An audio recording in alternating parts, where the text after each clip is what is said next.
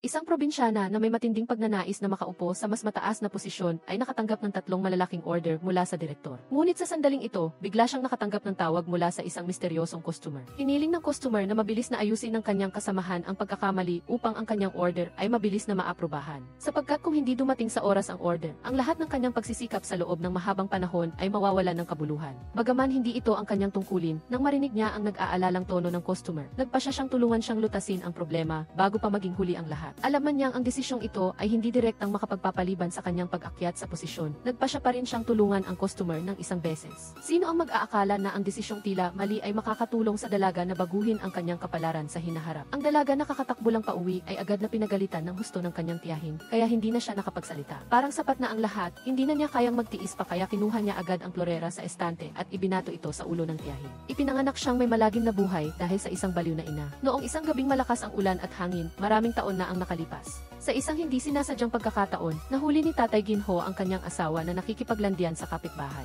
Habang nagpapakahirap magtrabaho ang kanyang asawa, nagawa pa niyang makipag-ugnayan sa kapitbahay sa bahay, na talaga namang hindi mapapatawad. Sa sobrang galit, pinili niya ang pinakamatinding paraan at walang awa siyang pinatay upang mauna ito sa langit ng ilang taon. Pagkatapos, dahil hindi niya kayang harapin ang katotohanan, sumunod din siya. Sa isang maikling gabi, nawala ang lahat kay Batang Ginho na may kumpletong magulang. Ngayon, para siyang isang ligaw na pusa na walang magulang, wala nang masandalan tuwing nahihirapan. Nang marinig ang balita na nagkasama ang kanyang kapatid at asawa nito sa kabilang buhay kasama ng mga ninuno, ngunit bago sila umalis ay nag-iwan sila ng malaking yaman para sa kanilang anak na babae. Biglang nag-alab ang kasakiman ng kanyang tiyahin, kaya nagpasya siyang gawin ang lahat para makuha ang ari-arian ni Ginho. Bagamat ayaw niyang magdala ng karagdagang pasanin, ngunit dahil gusto niyang makamit ang kanyang sariling layunin, pinatuloy niya si Ginho upang alagaan. Ngunit bago pa niya maalagaan si Ginho ng isang araw, dinala na niya ang 2 leopard sa bahay niya upang makikain at makitira. Pagkatapos ng maraming beses na paghihikayat, sa wakas ay napilit niya ang kanyang pamangkin na ibigay sa kanya ang passbook na iniwan ng kanyang mga magulang. Sa simula, isa siyang taong ayaw magtrabaho at gustong kumain, kaya madalas siyang tumambay sa mga kasino, umaasang ang mga sugal na ito ay magpapabago sa kanyang buhay. Mataas ang pangarap ngunit malupit ang katotohanan, bago pa man niya mabago ang kanyang buhay, naubos na niya ang lahat ng pera sa passbook. Hindi lang iyon, nagdala pa siya ng malaking utang mula sa mga taong nasa dilim ng lipunan. Noong siya ay nag-iisa pa, payapa ang kanyang buhay, ngunit mula nang siya ay inampon ng kanyang tiyahin, araw-araw siyang nakikipag-ugnayan sa mga taong kabilang sa masasamang grupo. Nang siya ay napilitan na, nagdesisyon siya ng isang napaka-agresibong hakbang.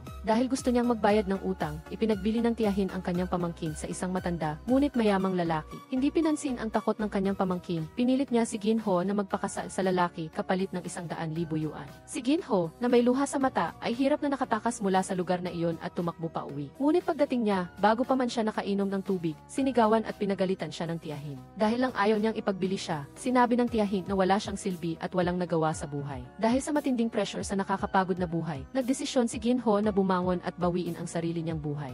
Pagkatapos niyang bigyan ang kanyang tiyahin sa bahay ng isang florera sa ulo, dali-dali siyang tumakas dala ang maraming pag-aalala. Hindi niya alam kung ano ang mangyayari sa kanyang buhay sa hinaharap, ngunit sa sandaling ito, gusto niyang pumunta sa lungsod upang bumuo ng karera. Pagkatapos ng isang buong gabing biyahe sa sasakyan, sa wakas ay narating ni Ginho ang lupang pangako na matagal na niyang pinapangarap. Sa pagkakita sa mga tao na abala sa pagdaan, si Ginho ay medyo natatakot dahil wala siyang pag-ibig o pera sa kanyang kamay. Bigla niyang naramdaman na siya ay napaka-probinsyana nang makita niya ang ibang kulay ng damit ng mga babae sa lungsod. Dala ang gutom na tiyan, naglakad si Ginho patungo sa isang tindahan na nagbebenta ng almusal. Ngayon, gusto lang niyang kumain ng isang mangkok ng pansit para uminit ang kanyang tiyan, ngunit kulang ang pera niya. Sa huli, dahil sa kanyang kakayahan, nakumbinsi rin ni Ginho ang may-ari na ibenta sa kanya ang isang simpleng mangkok ng pansit na akma sa kanyang maliit na halaga ng pera. Kahit na ang pansit ay may sabaw lang at 3 itlog ng pugo, sapat na iyon upang mapuno ni Ginho ang kanyang walang laman na tiyan. Habang kumakain, narinig niya ang may-ari ng tindahan na nagrereklamo tungkol sa isang customer na kumain, ngunit hindi nagbayad dahil walang nagbabantay sa tindahan. Nang marinig niya ito, agad na nag-apply si Ginho bilang isang utusan sa tindahan. Kaya niyang tulungan ang may-ari sa lahat ng bagay, basta bigyan lang siya ng matutuluyan at makakain araw-araw. Sa simula, nang makita ang probinsyanang si Ginho, tila ayaw siyang kunin ng may-ari. Ngunit nang makita niyang siya ay tapat, totoo at mabilis kumilos, nagpasya siyang panatilihin siya. Sa buong araw, si Ginho ay abalang-abala sa napakaraming trabaho sa tindahan. Sarado lang ang tindahan ng gabi na at wala nang dumadaan. Ngunit sa sandaling ito, biglang nagbago ang isip ng may-ari ng tindahan at ayaw na niyang ihatid si Ginho sa bahay tulad ng kanyang unang pangako. Walang ibang pagpipilian, si Ginho ay kailangan na lang matulog sa tindahan upang magpatuloy na mabuhay sa lungsod na ito. Nang bumaba ang dilim, si Giahay ay biglang nagpakita sa bawat sulok ng tindahan.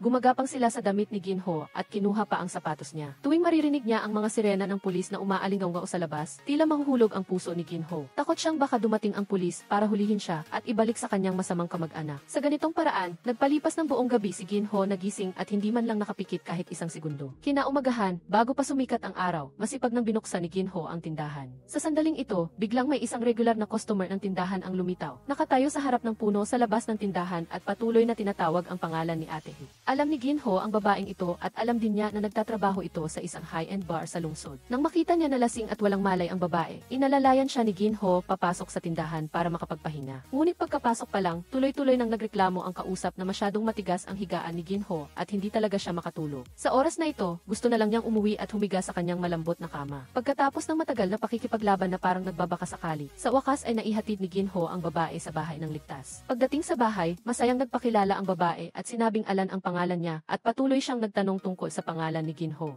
Dahil ayaw niyang malaman ng sinuman ang kanyang tunay na pagkatao, sinabi ni Ginho na ang pangalan niya ay Q. Sinabi ni Alan kay Ginho na manatili sa bahay niya dahil kahit na humiga sa sofa sa bahay niya ay mas malambot pa rin kaysa sa higaan ni Ginho ng libu-libong beses. Kinabukasan, tumulong si Ginho sa paglilinis ng bahay ng babae upang magpakita ng pasasalamat. Hindi lang iyon, naghanda rin siya ng masaganang almusal para kay Alan. Sa sandaling ito, biglang may lumitaw na isa pang babae na ibang-iba ang estilo ng pananamit kumpara kay Alan. Ipinakilala ng babae ang sarili niya bilang Eden at kasalukuyan siyang nagtatrabaho bilang sales staff sa pinakamalaking kumpanya sa lugar na ito. Bago pumasok sa trabaho, mabait na pinaalalahanan ni Eden si Ginho na iwasan si Alan hangga't maaari. Dahil sa tingin niya, ang trabahong ginagawa ni Alan ay napakamura at hindi karapat-dapat igalang. Si Alan na nakahiga lang ay nadamay, kaya agad siyang bumangon at nagpaliwanag para maibalik ang kanyang reputasyon. Bagamat nagtatrabaho siya sa isang bar, ang perang kinikita niya ay hindi marumi tulad ng sinasabi ng ibang tao. Nang malaman na hindi na matutulog si Ginho sa tindahan, nag-alala ang may-ari. Upang mapanatili siyang magtrabaho para sa kanya, nagbayad siya ng 200 yuan bawat buwan bilang sahod ni Ginho. Bagamat hindi ganoon kalaki ang 200 yuan, sapat na ang halagang iyon para iligtas ang buhay ni Ginho sa ngayon. Pag-uwi niya, agad niyang binigyan si Alan ng 100 yuan bilang bayad upa. Pagkatapos, ginamit niya ang natitirang kaunting pera para imbitahan ang dalawang kasama sa kwarto sa isang masarap na hapunan. Sa oras na ito, hindi pa alam ni Ginho na ang dalawang kasama sa kwarto na ito ang tutulong sa kanya na lumipat sa bagong yugto ng kanyang buhay. Makakaranas siya ng maraming bagong bagay na hatid ng dalawang dalaga. Ang buhay ay patuloy na dumadaloy ng payapa na parang agos ng tubig hanggang sa isang umaga. Sa umagang iyon, si Alan ay nagmamadaling tumakbo sa tindahan at ibinalita kay Ginho na naghahanap ng karagdagang pulang paa ang kanyang bar. Nais ni Alan na subukan ni Ginho ang kanyang sarili sa larangang ito dahil ang trabahong ito ay maaaring magdala sa kanya ng maraming pera. Hanggang alam ni Ginho kung paano pangalagaan ang kanyang sarili, hindi siya magdudusa ng pagkalugi at wala siyang dapat alalahanin. Pagkatapos pakinggan ang panghihikayat ni Alan, sumama si Ginho sa kanyang kasama sa kwarto upang makipagkita sa may-ari ng bar para mag-apply. Nang makita si Ginho na may magandang hubog ng katawan, agad na sumang-ayon ang may-ari na maaari na siyang magsimula sa kanyang trabaho sa lalong madaling panahon. Hindi nakapagtataka na ito ay isang high-end bar. Ang mga customer dito ay pawang mga maimpluwensyang tao sa lugar. Ang isang taong tulad ni Ginho, kapag nakatayo sa tabi nila, ay magdadala ng isang pakiramdam ng malaking pagkakaiba sa pagitan ng dalawang antas. Sa unang araw ng trabaho, kailangang i-entertain ni Ginho ang isang customer na dating guro ng panitikan. Ang simpleng kahilingan lang niya ay sabayan siya sa pagbigkas ng ilang tula. Nang marinig siyang bumibigkas ng mga tula ng may himig, biglang naalala ni Ginho ang kanyang ina na pumanaw na. Noong nabubuhay pa, gustong-gusto ng nanay ni Ginho ang panitikan, lalo na ang mga akdang pampanitikan ng Ingles. Dahil dito, natuto si Ginho ng maraming magagandang salita at ideya mula sa kanyang ina. Biglang umalingaw sa isip niya ang mga turo ng kanyang ina, kaya dali-dali siyang tumakas mula sa magulong lugar na ito. Sa sandaling ito, biglang lumitaw si Eden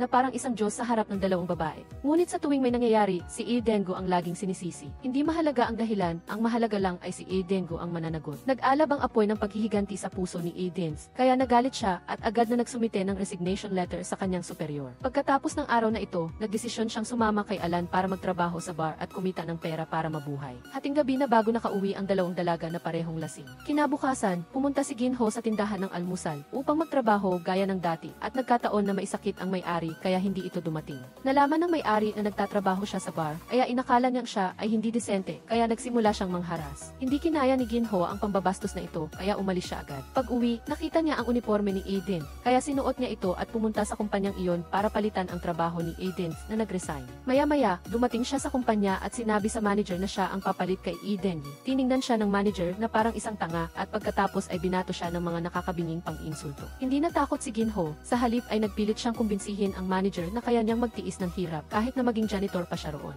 Gayunpaman, sa kabila nito, pinatalsik pa rin siya ng manager ng walang awa. Sa sandaling ito, may isang empleyado na tumakbo at nagsabing walang gagawa ng maliliit na trabaho dahil nag-resign na si Eden. Ngunit mayroon silang pulong kasama ang isang mahalagang partner pagkatapos ng 20 minuto. Nang masaksihan ang eksenang ito, sinabi ni Ginho na kaya niyang tulungan ang lahat. Pagkatapos, hiniling niya sa manager na bigyan siya ng isang araw na pagkakataon ng hindi kailangan ng sweldo. Sa ganitong paraan, pinayagan siya ng manager na mag-trial sa kumpanyang ito sa loob ng isang araw. Upang makuha ang pagkakataon na manatili, isinulat ni Ginho ang lahat ng kailangang tandaan at sinimulan ang paghahanda ng mga kagamitan sa conference room. Sa alinmang anggulo tingnan, tuwid na tuwid ang pagkakaayos ng mga tasa, kaya natuwa ang manager nang makita ito. Inutusan niya si Ginho na maghintay sa tea room pagkatapos niyang magtimpla ng tsaa. Hindi pa nagtatagal ang pagpapahinga ni Ginho ay nakatanggap na siya ng tawag mula sa manager na nag-uutos sa kanyang magtimpla ng isang tasa ng kape at dalhin ito sa mahalagang bisita. Gayunpaman, hindi pa siya nakagamit ng coffee machine kaya medyo nag-alangan siya. Sa ilalim ng paggabay ng manager, sa wakas ay natapos na niya ang pagtitimpla. Ngunit dahil sa sobrang pagmamadali, hindi niya napansin na aksidenteng natapon niya ang kape sa partner. Nataranta siyang humingi ng paumanhin sa lalaki habang nagmamadaling lumapit ang assistant para punasan ang kape para sa boss niya.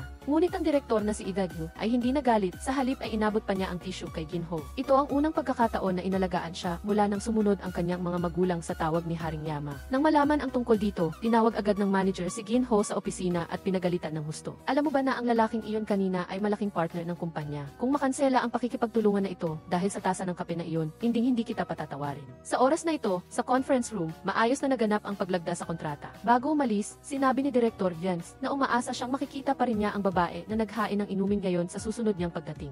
Nagulat ang manager nang marinig ang utos ng pinuno at pagkatapos ay pumunta siya sa security room para pakawalan si Ginho. Inutusan din niya ito na magdala ng kanyang AT card bukas para sa trabaho. Hindi makapaniwala si Ginho sa narinig niya. Sinabi ng manager na ang pananatili niya ay dahil sa biyaya ni Direktor Yan. Pagdating ng gabi, umuwi si Ginho at tiningnan siya ni Edens na suot ang kanyang damit na may nagtatakang mukha. Ipinahayag ni Ginho kay Edens na natanggap na siya sa trabaho ng maayos. Nagulat si Edens dahil kailangan pa niyang gamitin ang kanyang mga koneksyon para matanggap sa trabaho noon. Pero, kahit paano, galit na rin ako sa trabahong ito kaya gawin mo kung gusto mo. Nang gabing iyon, binati ng dalawang kaibigan si Ginho dahil nakahanap na siya ng trabaho. Ngunit ang problema ay wala si Ginho ng di. Dati, dahil sa sobrang pagmamadali niyang tumakas, hindi niya nadala ang kanyang personal na mga dokumento. Nang makita ito, dinala ni Alan si Ginho sa kanyang kaibigan upang gumawa ng dalawang peking di. Kinabukasan, habang papasok sa trabaho, nag-aatubili si Ginho na ibigay ang sa manager dahil sa takot na balang araw ay matuklasan ng kumpanya na gumagamit siya ng peking di. Pagkatapos, dinala siya ng manager upang ipakilala sa iba't ibang departamento. Nagtrabaho si Ginho sa logistic na eksklusibong responsable sa maliliit na gawain ng kanyang mga kasamahan sa kumpanya. Halimbawa, pagkopya ng mga dokumento, pagtitimpla ng tsaa, pagbili ng tanghalian, at iba pa. Sa mismong unang araw ng trabaho, naging siya ang pinagbabalingan ng galit ng kanyang mga kasamahan. Ang mahahalagang dokumento na nakasulat sa pisara ay nabura niya at halos kalahati ng mga in-order na tanghalian ay mali. Ang kalahating araw ng kanyang pagsisikap ay nakagalit sa maraming tao. Tanghali na nang hilingin ng kanyang kasamahan na magpadala ng fax, ngunit hindi niya alam kung paano gawin ito. Nang makita niyang ginagawa ito ng kanyang kasamahan, tumayo lang siya sa isang tabi upang matuto. Hindi pa siya nakatapos ng 5 minuto sa pag-aaral. Si Glanvden, ang pinakamahusay na tao sa opisina, ay nagpadala ng isa pang kopya. Mabilis itong ipinadala ni Ginho sa kausap, ngunit pagkatapos niyang gawin iyon, agad siyang napagalitan dahil kailangan pa raw ay edit ang nilalaman ng dokumento. Bakit ka ba nagmamadali? Pero pinadala mo sa akin, hindi mo ba naintindihan na sinabi kong mamaya na? Anong klaseng tao ang kinukuha mo? Kailangan dito ay tagatulong, hindi tagagulo. Anong nangyayari? Nagpadala ako ng maling fax. Ano, nagkamali ka na naman kahit sa ganyang trabaho. Ganoon ang nangyari sa masamang araw ni Ginho at ng kanyang mga kasamahan. Sa banyo, nalaman ni Ginho ang dahilan kung bakit nag-resign si Edens dahil sa pambabastos ni Glanvden. Ngunit nang bumalik siya, hindi siya nawala ng pag-asa. Sa halip ay tinanong niya si Eden tungkol sa mga gusto ng bawat kasamahan. Sa ikalawang araw, matagumpay niyang nalampasan ang mga pagsubok, ngunit walang balak si Glanvden na palampasin siya kahit kaunti. Nang linisin niya ang desk ni Glanvden dahil napakagulo nito, agad na inakusahan ni Glanvden si Ginho na nagnakaw ng kanyang gamit dahil gusto niya itong umalis sa trabaho. Mabuti na lang at sinaksihan ng kasamahan niyang babae si Ginho. Alam din ng mga pinuno ng kumpanya na walang katwiran si Glanvden. Ngunit dahil may kakayahan siya, walang sinumang nangangahas na galawin siya. Pagpasok sa tea room, pinayuhan ng manager si Ginho na iwasan si Glanvden. Pagdating ng gabi, nag-agawan ang dalawang kasama sa kwarto sa pagbabayad ng pagkain. Kahit na ilang sampu lang ng yuan ang halaga, alam ng dalawa na si Ginho ang pinakamaliit ang kinikita, kaya hindi sila nagdamot. Pinayuhan ni Aiden si Ginho na magtrabaho din sa bar tulad nila para hindi na mag-alala tungkol sa pera. Ngunit si Ginho ay determinado ng umangat sa kumpanya. Tumingin siya at nakita ang balita tungkol sa college entrance exam. Napaiyak si Ginho nang maalala niya ang pagwasak ng tiyahin sa kanyang pangarap na magkolehiyo. Upang itago ang kanyang emosyon, nagsinungaling siya na masyadong maanghang ang pansit kaya siya naiyak. Sa sandaling ito, hindi niya alam kung ano ang mangyayari sa kanyang hinaharap, ngunit susubukan niya ang kanyang makakaya. Kahit na hindi komportable, kailangan pa rin niyang kumita ng pera para buhayin ang sarili niya. Hanggang sa isang araw, pagkatapos ng trabaho, hindi sinasadyang narinig niya si Glenn Dance na nakikipag-away sa kanyang nobyo sa telepono.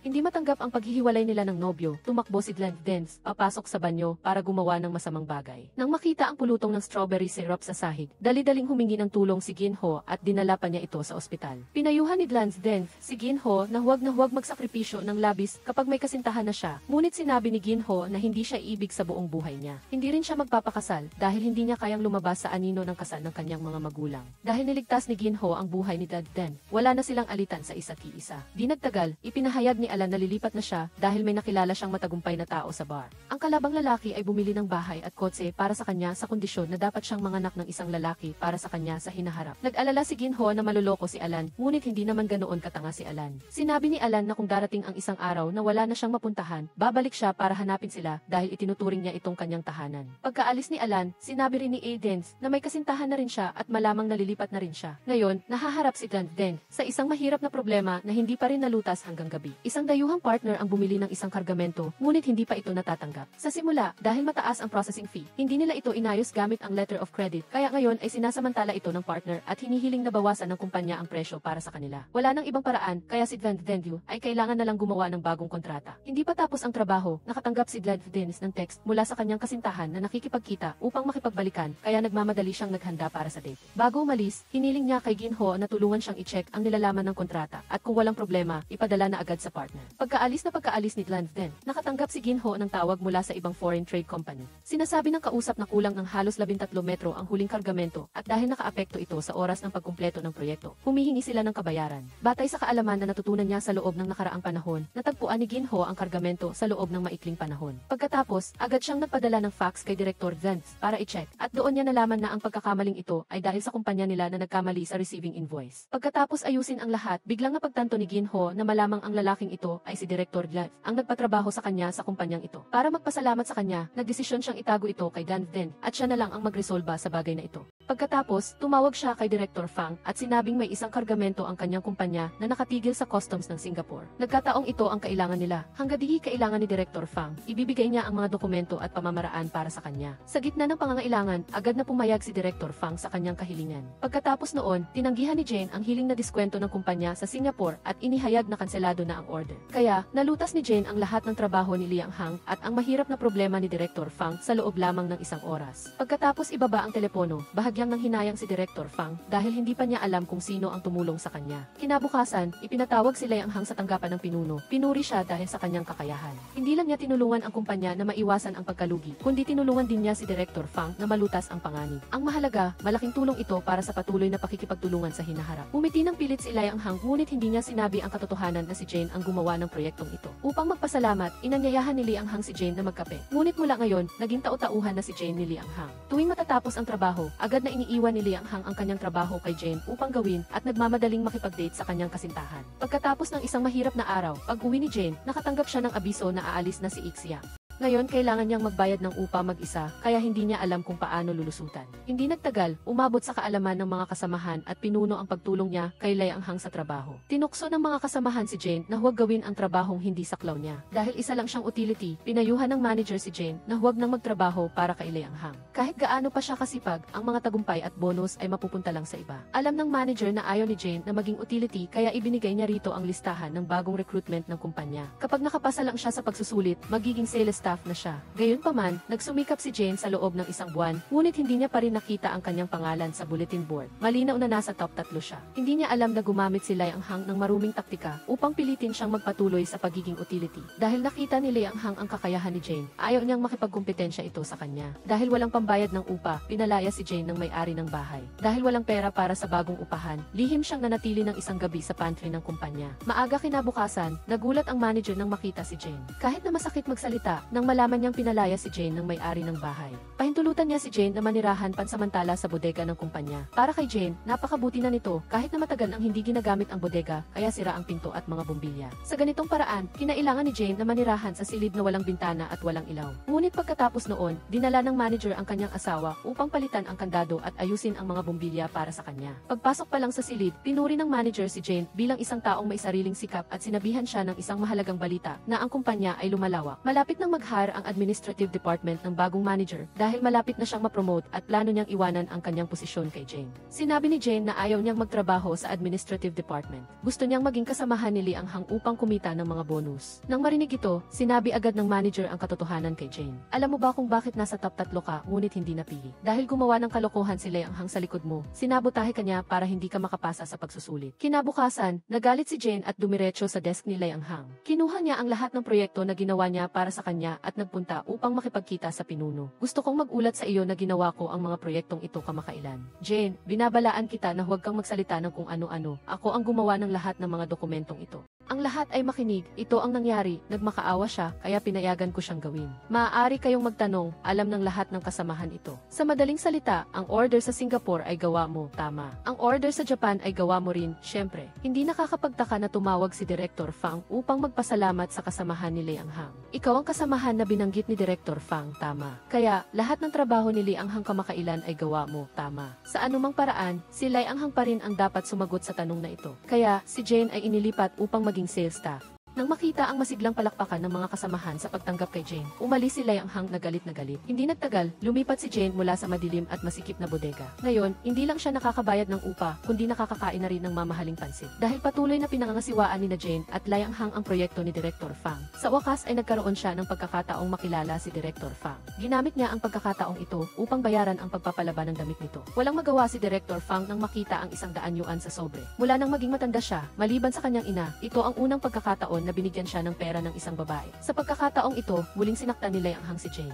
Malinaw na silang dalawa ang namamahala sa proyekto. Ngunit sadyang gumawa si Lee Ang-hang ng mag-isa na nagdulot ng pagkakamali sa proyekto. Nang malaman ang balita, hiniling ng pinuno kay Jane na lutasin ang problemang ito sa anumang paraan. Buti na lang at hindi pinahirapan ni Director Fang si Jane, kaya maayos na nalutas ang lahat. Ito ang unang pagkakataon na dumalo si Jane sa regular na pulong ng kumpanya. Hiniling ng pinuno sa lahat na isumite ang pinakabagong ulat ng datos. Si Lee Ang-hang ay abala sa pakikipag-date at napabayaan ang trabaho, kaya hindi niya ginawa ang eksaktong hinihingi ng boss, samantalang si Jane ay naghanda ng detalyadong datos. Nang makita si Jane na pinuri ng boss, lihim na sinira ni Lee Ang-hang ang isang pahina sa dokumento ni Jane upang maglabas ng galit. Gayunpaman, madaling nalutas ni Jane ang kanyang pakana. Nang matuklasan na may kulang sa dokumento, agad na hiniling ni Jane sa utility na mag-print ng isa pa para sa kanya. Pagkatapos ng maraming buwan ng masipag na pagpupursige, nagsimula si Jane na makipag-ugnayan sa mga dayuhang customer at tinulungan ang pinuno na makapirma ng malaking kontrata. Ang pinunong ito ay ang Senior Executive Director ng Sales Department. Sinabi ni Jane na gusto niyang ma-promote, ngunit tinanggihan siya ng direkta ng kabilang panig sa pagsasabing malayo pa sa iyong kakayahan. Pagkatapos, sa kaganapan ng pagtatapos ng kumpanya, ang manager na na-promote bilang sales director ay nanatiling nasa unang ranggo. Ang nakakagulat ay si Jane ang nanguna sa sales department.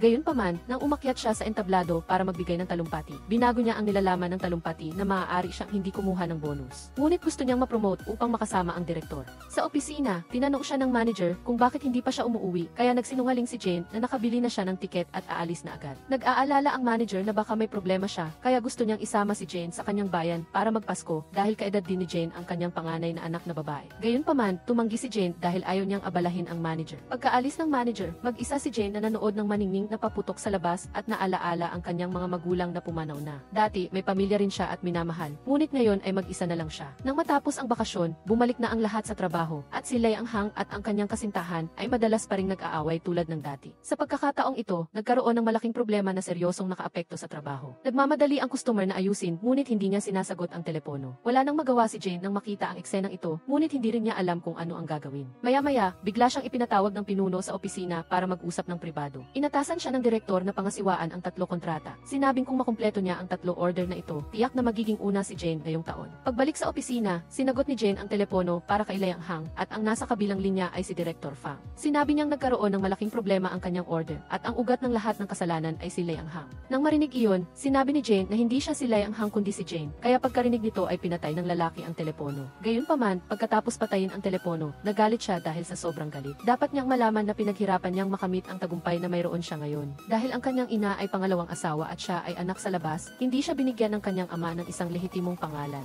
Mayroon ding isa pang anak na lalaki sa bahay na madalas siyang inaapi. Kung hindi niya malulutas ang insidenteng ito, ang lahat ng pagsisikap niya sa harap ng kanyang ama ay magiging walang kabuluhan. Bukod pa rito, sa darating na pulong ng lupon ng mga direktor, tiyak na mapapatalsik siya. Pagkarinig sa boses ni Director Fang sa kabilang linya, hindi na kalmado si Jane tulad ng dati. Tumawag siyang muli kay Director Fang at sinabing matutulungan niya itong lutasin ang bagay na ito sa takdang panahon. Pagkatapos, hinati niya sa ibang mga kasamahan ang 3 kontrata na ibinigay sa kanya ng bagong direktor para sila ang gumawa. Pinaalalahanan siya ng mga kasamahan na kung tatalikuran niya ang mga kontratang ito, hindi siya magiging una sa ranggo ngayong taon. Ngunit hindi ito inalintana ni Jane. Hiniling niya kay Liang Hang na dalhin ang may problemang kontrata sa kanya. Una, pumunta siya sa shipping department para ayusin ito. Ngunit tumanggi ang empleyado na baguhin ang impormasyon at sinabihan pa siyang maghanap ng iba. Binantaan siya ni Jane na ang kargamento na dinadala niya ngayon ay sobra ng 2 tonelada. Kung tutulungan mo ako sa pagkakataong ito, ananatilihin kong lihim ito para sa iyo at sa hinaharap sa tuwing may kontrata, ikaw ang una kong maaalala. Sinabi ng lalaki na kahit ayusin pa niya ito para sa kanya, kailangan pa rin ng 15 araw para sa customs clearance, kaya tiyak na hindi ito aabot sa deadline. Pagkatapos makuha ang shipping order, nagpunta si Jane upang hanapin ang pinuno upang mag-isip ng solusyon. Nang marinig iyon, inirekomenda ng pinuno sa kanya ang isang matandang kaibigan na nagtatrabaho sa customs. Kinabukasan, dumating si Jane ayon sa napagkasunduan at pinuri muna niya ang kabilang panig sa pagiging mahusay sa pag-aalaga sa sarili kaya mukhang bata. Pagkatapos ng pag-uusap, nalaman niya na mayroon din pala itong anak na babae. Sa ganitong paraan, nakakuha si Jane ng simpatsya mula sa opisyal ng customs. Nakita ng kabilang panig na nahihirapan ang dalagita na kaedad ng kanyang anak kaya sinabi niyang tutulungan niya ito. Isang araw na lang ang palugit, napakahirap nito para sa lahat. Sobrang abala si Jane kaya wala na siyang oras kahit magpunta lang sa palikuran. Sinabi rin ng pinuno na masyadong nagmamadali ang oras at tila wala ng pag-asa. Hindi inaasahan, agad na tumawag ang customs upang ipaalam na naaprubahan na ang kargamento. Muling tinulungan ni Jane si Director Fang na lutasin ang problema. Labis na nagulat si Director Fang nang malaman ito at nagmadaling nag-utos sa kanyang mga tauhan na pumunta sa daungan upang kunin ang mga kalakal. Ang matagumpay na paglutas sa krisis ng kumpanya, sa pagkakataong ito ay nagbigay daan kay Director Fang na madaling makapasok sa top 1-0 na pinuno ng kumpanya. Ngunit si Jane ay nalulungkot dahil pinalampas niya ang isang malaking order para tulungan siya. Bagamat tinulungan niya ang kumpanya na malutas ang problema, nawala ang posisyon niya sa sales department. Ang kanyang posisyon ay pinalitan ng isang bagong estudyanteng dumating. Hindi lang mayaman ang kabilang panig, kundi nagtapos din sa isang prestihiyosong universidad. Agad siyang nakilala ni Wen Xian nang dumating ang matagal na niyang kaibigan na hindi niya nakita. Medyo kinabahan si Jane nang makita ang kabilang panig. Hindi niya inaasahan na kusang loob si Wen Xian na lalapit sa kanya. Sinabi ng babae na nagpadala lang siya ng resume ng random at hindi niya inaasahan na matatanggap. Tinanong din niya si Jane kung bakit ito nagtatrabaho doon gayong hindi pa siya nakatapos ng kolehiyo. Sinabi ni Jane na nagsimula siya bilang isang utility doon, ngunit na-promote pagkatapos. Nagmakaawa siya kay Wen Xian na huwag sabihin sa kanyang pamilya ang tungkol sa pagtatrabaho niya doon. Ngunit nagyabang si Wen Xian at sinabing wala siyang pakialam sa personal na buhay nito. Pagkatapos ay inutusan niya si Jane na magtimpla ng tsaa para sa kanya. Nang marinig ang mga kasamahan na tinatawag si Jane, napagtanto ni Wen Xian na ka-level niya pala si Jane. Pagkaraan ng ilang sandali, nakatanggap ng tawag si Wen Xian mula sa isang kaibigan. Inimbitahan siya ng kabilang panig na kumain upang ipagdiwang na nakahanap sila ng trabaho. Gayunpaman, bago umalis, naiwan niya ang kanyang susi. Nang marinig ang mga kasamahan na nagsabing nagtungo siya sa restaurant para maghapunan, dinala ito ni Jane sa kanya at doon niya nakita si Li Qiu. Si Li Qiu ay lumaki kasama sina Jane at Wen Xian. Madalas niyang kinakantiyawan si Jane noong nag-aaral pa sila hanggang sa wakas ay nabugbog siya ni Jane. Bagamat palagi niyang sinusundan si Wen Xian, si Jane lang ang nasa puso niya. Naiinis si Wen Xian nang makita niyang sinundan siya ng kanyang kaibigan na si Jane. Pagkatapos mag-usap sandali, nalaman ni Jane na pagkatapos ng insidenteng iyon, hindi siya isinumbong sa pulis ng kanyang tiyahin at sinabi ni Li Qiu kay Jane na magtrabaho lang siya ng walang alalahanin. Kasabay nito, humingi ng tulong si Fang Heng sa kanyang ina upang pumili ng regalo dahil uwi siya sa China upang makita ang babaeng maraming beses na tumulong sa kanya. Gayunpaman, nang magkita silang dalawa, ninais ni Jane na magkaroon ng butas upang pagtaguan dahil binaliwala siya. Hindi inaasahan, pagkapasok pa lang sa kumpanya, ibinigay sa kanya ng pinuno ang isang mamahaling kwintas na perlas. May nakasulat pa sa loob ng papel mula kay Fang Heng. Pagkatapos, tumawag si Jane upang magpasalamat sa kanya para sa napakahalagang regalo. Kumusta, Director Fang? Natanggap ko na ang regalo mo. Gusto ko ito. Salamat. Pagkatapos ng ilang salita, napagtanto ni Jane na hindi siya nakilala ni Fang Heng kanina. Tunay nga, sa pangalawang pagkikita, binaliwala muli si Jane tulad ng una. Nakonsensya si Fang Heng dahil hindi niya nakilala si Jane. Nagtinginan sila at ngumiti ng nahihiya bago magkasamang naghapunan. Nahihiya si Jane nang malaman niyang binago ni Director Fang ang kanyang flight para lang imbitahan siyang maghapunan. Nang makita ni Fang Heng na nahihirapan si Jane, binago niya ang usapan tungkol sa komplikadong proseso ng operasyon ng kanyang kumpanya. Ang pagkuha ay sa China, ang pagprint at pagtitina ay sa Timog Silangang Asya, at sa huli, ang produksyon ng pananahi ay sa Hong Kong. Ang pag-i-schedule ng presyo habang naglalakbay ay nagdulot ng malaking pagkalugi. Pinayuhan ni Jane si Fang Heng na magprint at magtina sa loob ng bansa at ipinakilala niya na may kilala siyang mapagkakatiwalaang pabrika. Habang umorder ng pagkain si Fang Heng, lumabas siya at tumawag kay Liqiu. Bagamat nagtatrabaho si Liqiu sa pagpiprint at pagtitina, hindi pa nakikipagtrabaho ang kumpanya sa mga banyagang mga ngalakal, kaya hindi siya naglakas loob na tanggapin ito. Ngunit para sa kanyang performance, ipinaalam pa rin niya ito sa pinuno. Kinabukasan, pumunta si Jane sa kumpanyang iyon upang mag-survey muna bago makipag-ugnayan muli kay Director Fang. Natuklasan niya na ang kalidad ng kanilang tapos na produkto ay halos perpekto sa lahat ng aspeto. Ngunit ang minus point ay walang angkop na sistema ng pamamahala at napakagulo rin ng sample room. Dahil dito, pinayuhan niya ang kabilang panig na agad na ayusin ang mga problemang ito. Upang hindi mapahiya ang kumpanya ni Liqiu, nag-arkila siya ng isang mamahaling kotse upang sunduin si Director Fang. Ngunit biglang nasira ang kotse sa kalagitnaan ng daan, samantalang malayo pa ang patutunguhan at rush hour pa. Pagkatapos, umarkila siya ng tricycle para sunduin si Director Fang. Labis na nabigla si Fang Heng nang makita ang eksenang ito dahil sa tagal niya nang nabubuhay. Ngayon lang siya sumakay sa sasakyang ito. Dahil napakaliit ng sasakyan, pinayagan niya lang ang kanyang assistant na maghintay sa hotel. Ngunit mas nagulat pa siya sa mga sumunod na nangyari. Paumanhin, ayos lang, ayos lang. Sa huli, nakarating din sila sa Daing Company sa kabila ng pag-aalangan nilang magkadikit. Mabuti na lang at nasiyahan si Fang Heng sa kalidad ng produkto, kaya direktang lumagda siya ng kasunduan sa kooperasyon. Pagkatapos ng trabaho, kailangang bumalik si Fang Heng sa Hong Kong para magtrabaho. Nakaramdam siya ng kaunting panghihinayang habang pinagmamasdan ang pag-alis ni Jane. Para magpasalamat sa tulong ni Jane, binigyan siya ni Liqiu ng komisyon, ngunit hindi niya ito tinanggap. Pagkatapos, nagtapat si Liqiu kay Jane, sinabing simula bata pa tayo, gusto na kita. Magpakasintahan tayo. Nang marinig ito, agad na nagbago ang saloobin ni Jane, sinabing hindi siya makikipag-date. Pagkatapos magsalita, tumayo siya at umalis. Gayunpaman, hindi sumuko si Liqiu. Nagpunta pa siya sa kumpanya ni Jane para magtapat, ngunit nakita ito ni Wen Xian. Nang marinig na tinanggihan si Liqiu, natuwa si Wen Xian, ngunit pagkatapos ng insidenteng ito, ay lalo siyang namuhi kay Jane. Sa loob ng 4 na taon sa kolehiyo, sila ni Liqiu ay parang anino, ngunit mula nang dumating si Jane, nagbago na siya. Sa pag-iisip nito, galit na binali niya ang panulat sa kanyang kamay. Pagkaraan ng ilang sandali, binigyan siya ng pinuno ng exhibition pass, 5 lang ang pinayagang dumalo sa buong kumpanya, kaya si Jane ay nakatanggap lang ng pass ng staff. Upang maghiganti, sadyang naghanap ng mali si Wen Xian na nagpahihirap kay Jane hanggang sa matapos niya ang kanyang trabaho. Hinikayat ni Jane si Wen Xian na isaalang-alang ang kanilang matagal ng pagkakaibigan upang payagan siyang makapasok at manood ng exhibition dahil gusto niyang matuto ng kaunting kaalaman sa komersyo. Ngunit sinabi ni Wen Xian na ipagpabukas na lang iyon. Sadyang tuso siya. Sa simula ay binigyan niya si Jane ng pag-asa, ngunit kinabukasan ay dumiretso siya sa bulwagan na parang hindi nakita si Jane. Inosenteng sinabi ni Jane na kasama niya si Wen Xian, kaya pinalabas siya ng gwardiya. Kahit anong gawin niyang paraan, hindi pa rin siya nakapasok. Bumalik si Jane sa kumpanya na dismayado at doon niya nakita si Liqiu. Lumabas na gusto rin niyang dalhin ang kanyang produkto sa exhibition para i-promote. Pagkatapos malaman ang nangyari, sinabi ni Jane sa kanya na hanapin na lang si Wen Xian dahil mas may kakayahan ito kaysa sa kanya. Pagkatapos malaman ang mga nangyari, pinuntahan ni Liqiu si Wen Xian. Bagamat galit pa rin si Wen Xian nang makita niya ang taos-pusong paghingi ng tawad ni Liqiu at binigyan pa siya ng magandang silk scarf, kaya sa huli ay pumayag siya. Para magpasalamat, sinabi ni Liqiu na hintayin niya itong matapos sa trabaho at magkasabay silang maghapunan. Kinagabihan, sadyang nilasing ni Liqiu si Wen Xian at kinuha ang exhibition pass nito. Pagkatapos, umupa siya ng gagawa ng kahawig na pass kinabukasan. Nang magtrabaho si Wen Xian, nalaman niyang nawawala ang kanyang pass, nagmamadaling tumakbo si Liqiu at sinabing naiwan niya ito sa kanya dahil sa kalasingan. Pagkatapos magpaalam kay Wen Xian, dinala ni Liqiu ang pass kay Jane. Hindi nagtanong si Jane kung saan niya ito nakuha. Dahil sa kagustuhang matuto, nagmadali siyang pumunta sa exhibition. Siyempre, hindi maitatago ang katotohanan. Natuklasan ng pinuno ang peking pagpasok ni Jane at nagalit, ibinaba ang kanyang ranggo pabalik sa utility. Labis na nasiyahan si Wen Xian sa resulta dahil paano magiging ka-level niya ang isang babaeng hindi nagtapos ng kolehiyo. Sa pagtingin sa traidor sa harapan niya, sinabi ni Wen Xian na makikipaghiwalay na siya dito. Kahit magpadala pa si Liqiu ng regalo, ibabalik niya ito. Kinabukasan, walang kahihiyang tumayo si Liqiu sa tuktok ng gusali, ay hawak na piraso ng tela na humihingi ng tawad at nangangakong hindi na niya muli itong tatraidorin. Sa sandaling ito, umiyak si Wen Xian sa galit dahil mula nang dumating si Jane, nagbago na siya at ginamit pa siya.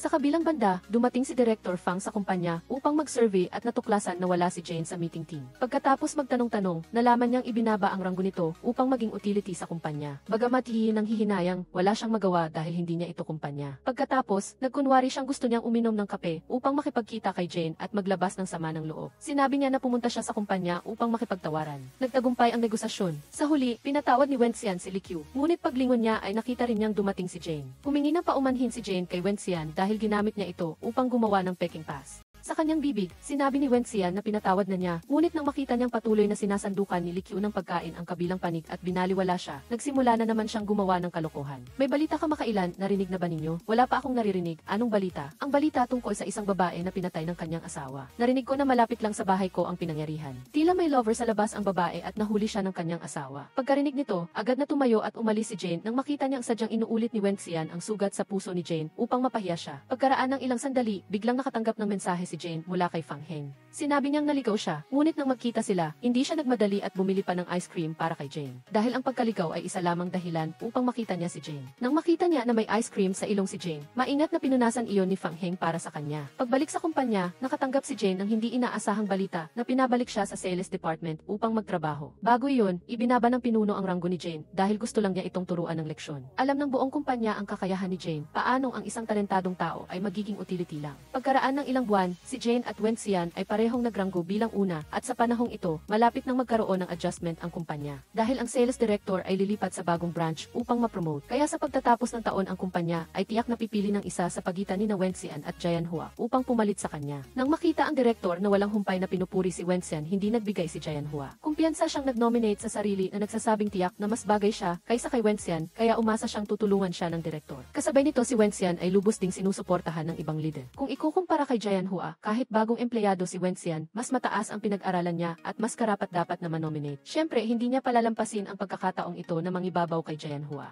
Dahil sa inggit na walang nakakakita, ginuhitan niya ang litrato ni Jian Hua. Pagkatapos, ginamit niya ang kanyang koneksyon sa pamilya upang tawagan ang marami na bumoto at tiyak na malalampasan niya si Jian Hua sa lalong madaling panahon. Samantala, si Jian Hua ay nahihirapan ng husto, walang pamilya at walang kaibigan, kaya lahat ay hindi siya pinapansin. Hindi niya alam ang gagawin kaya nagsumbong na lang siya sa kanyang dating manager, ngunit sinabi ng manager na mayroong aayos nito para sa kanya. Naawa ang manager kay Jian Hua kaya naghanda siyang tulungan siya. Sinusuportahan din ng sales director si Jian Hua at handa siyang ibigay ang ilan sa mga kontrata na hawak niya. Nang malaman ni Jian Hua, agad niyang tinanong ang dating manager kung ano ang nangyari. Sinabi ng manager na gusto nila ng direktor na tulungan siya, ngunit sinabi ni Jian Hua na gusto lang niyang umasa sa sarili niyang kakayahan upang makamit ang tagumpay. Nang marinig ang sinabi ni Jian Hua, walang magawa ang manager. Sinabi ng direktor na kahit tinanggihan ni Jian Hua ang kanyang kabutihang loob, lalo pa nitong hinangaan ang determinasyon niya. Kasabay nito, ang kumpanya ni Li Shu ay pinipilit ang presyo ni Fang Huang kaya ang kita ay bumaba ng malaki. Matapos makakuha ng pag-apruba mula sa pamunuan, iminungkahi ni Li Shu na baguhin ang modelo mula sa pabrika tungo sa isang kumpanya upang matulungan itong makabawi. Nang malaman ang tungkol sa pagpilit ni Direktor Fang sa presyo ng kumpanya ni Li Shu, ginamit ni Jian Hua ang kanyang alindog at inanyayahan si Fang Huang sa isang bar upang manood ng mga magagandang babae na nagpe-perform. Nahihiya si Fang Huang na nagtakip ng mukha dahil wala siyang interes sa mga babaeng ito. Hindi niya alam kung ano ang iniisip ni Jian Hua at pinapapili pa siya ng isa sa kanila. Sinabi ni Fang Huang, sa totoo lang, wala akong interes dito. Maaaring gusto ng ilang kliyente ang ganitong uri ng entertainment, ngunit hindi ko talaga gusto. Sabi ni Jian Hua, Direktor Fang, nagkakamali ka. Hindi ito ang iniisip mo. Sagot ni Fang Huang, ikaw ang nagkakamali sa akin dahil hindi rin ako ang tipo ng tao na iniisip mo.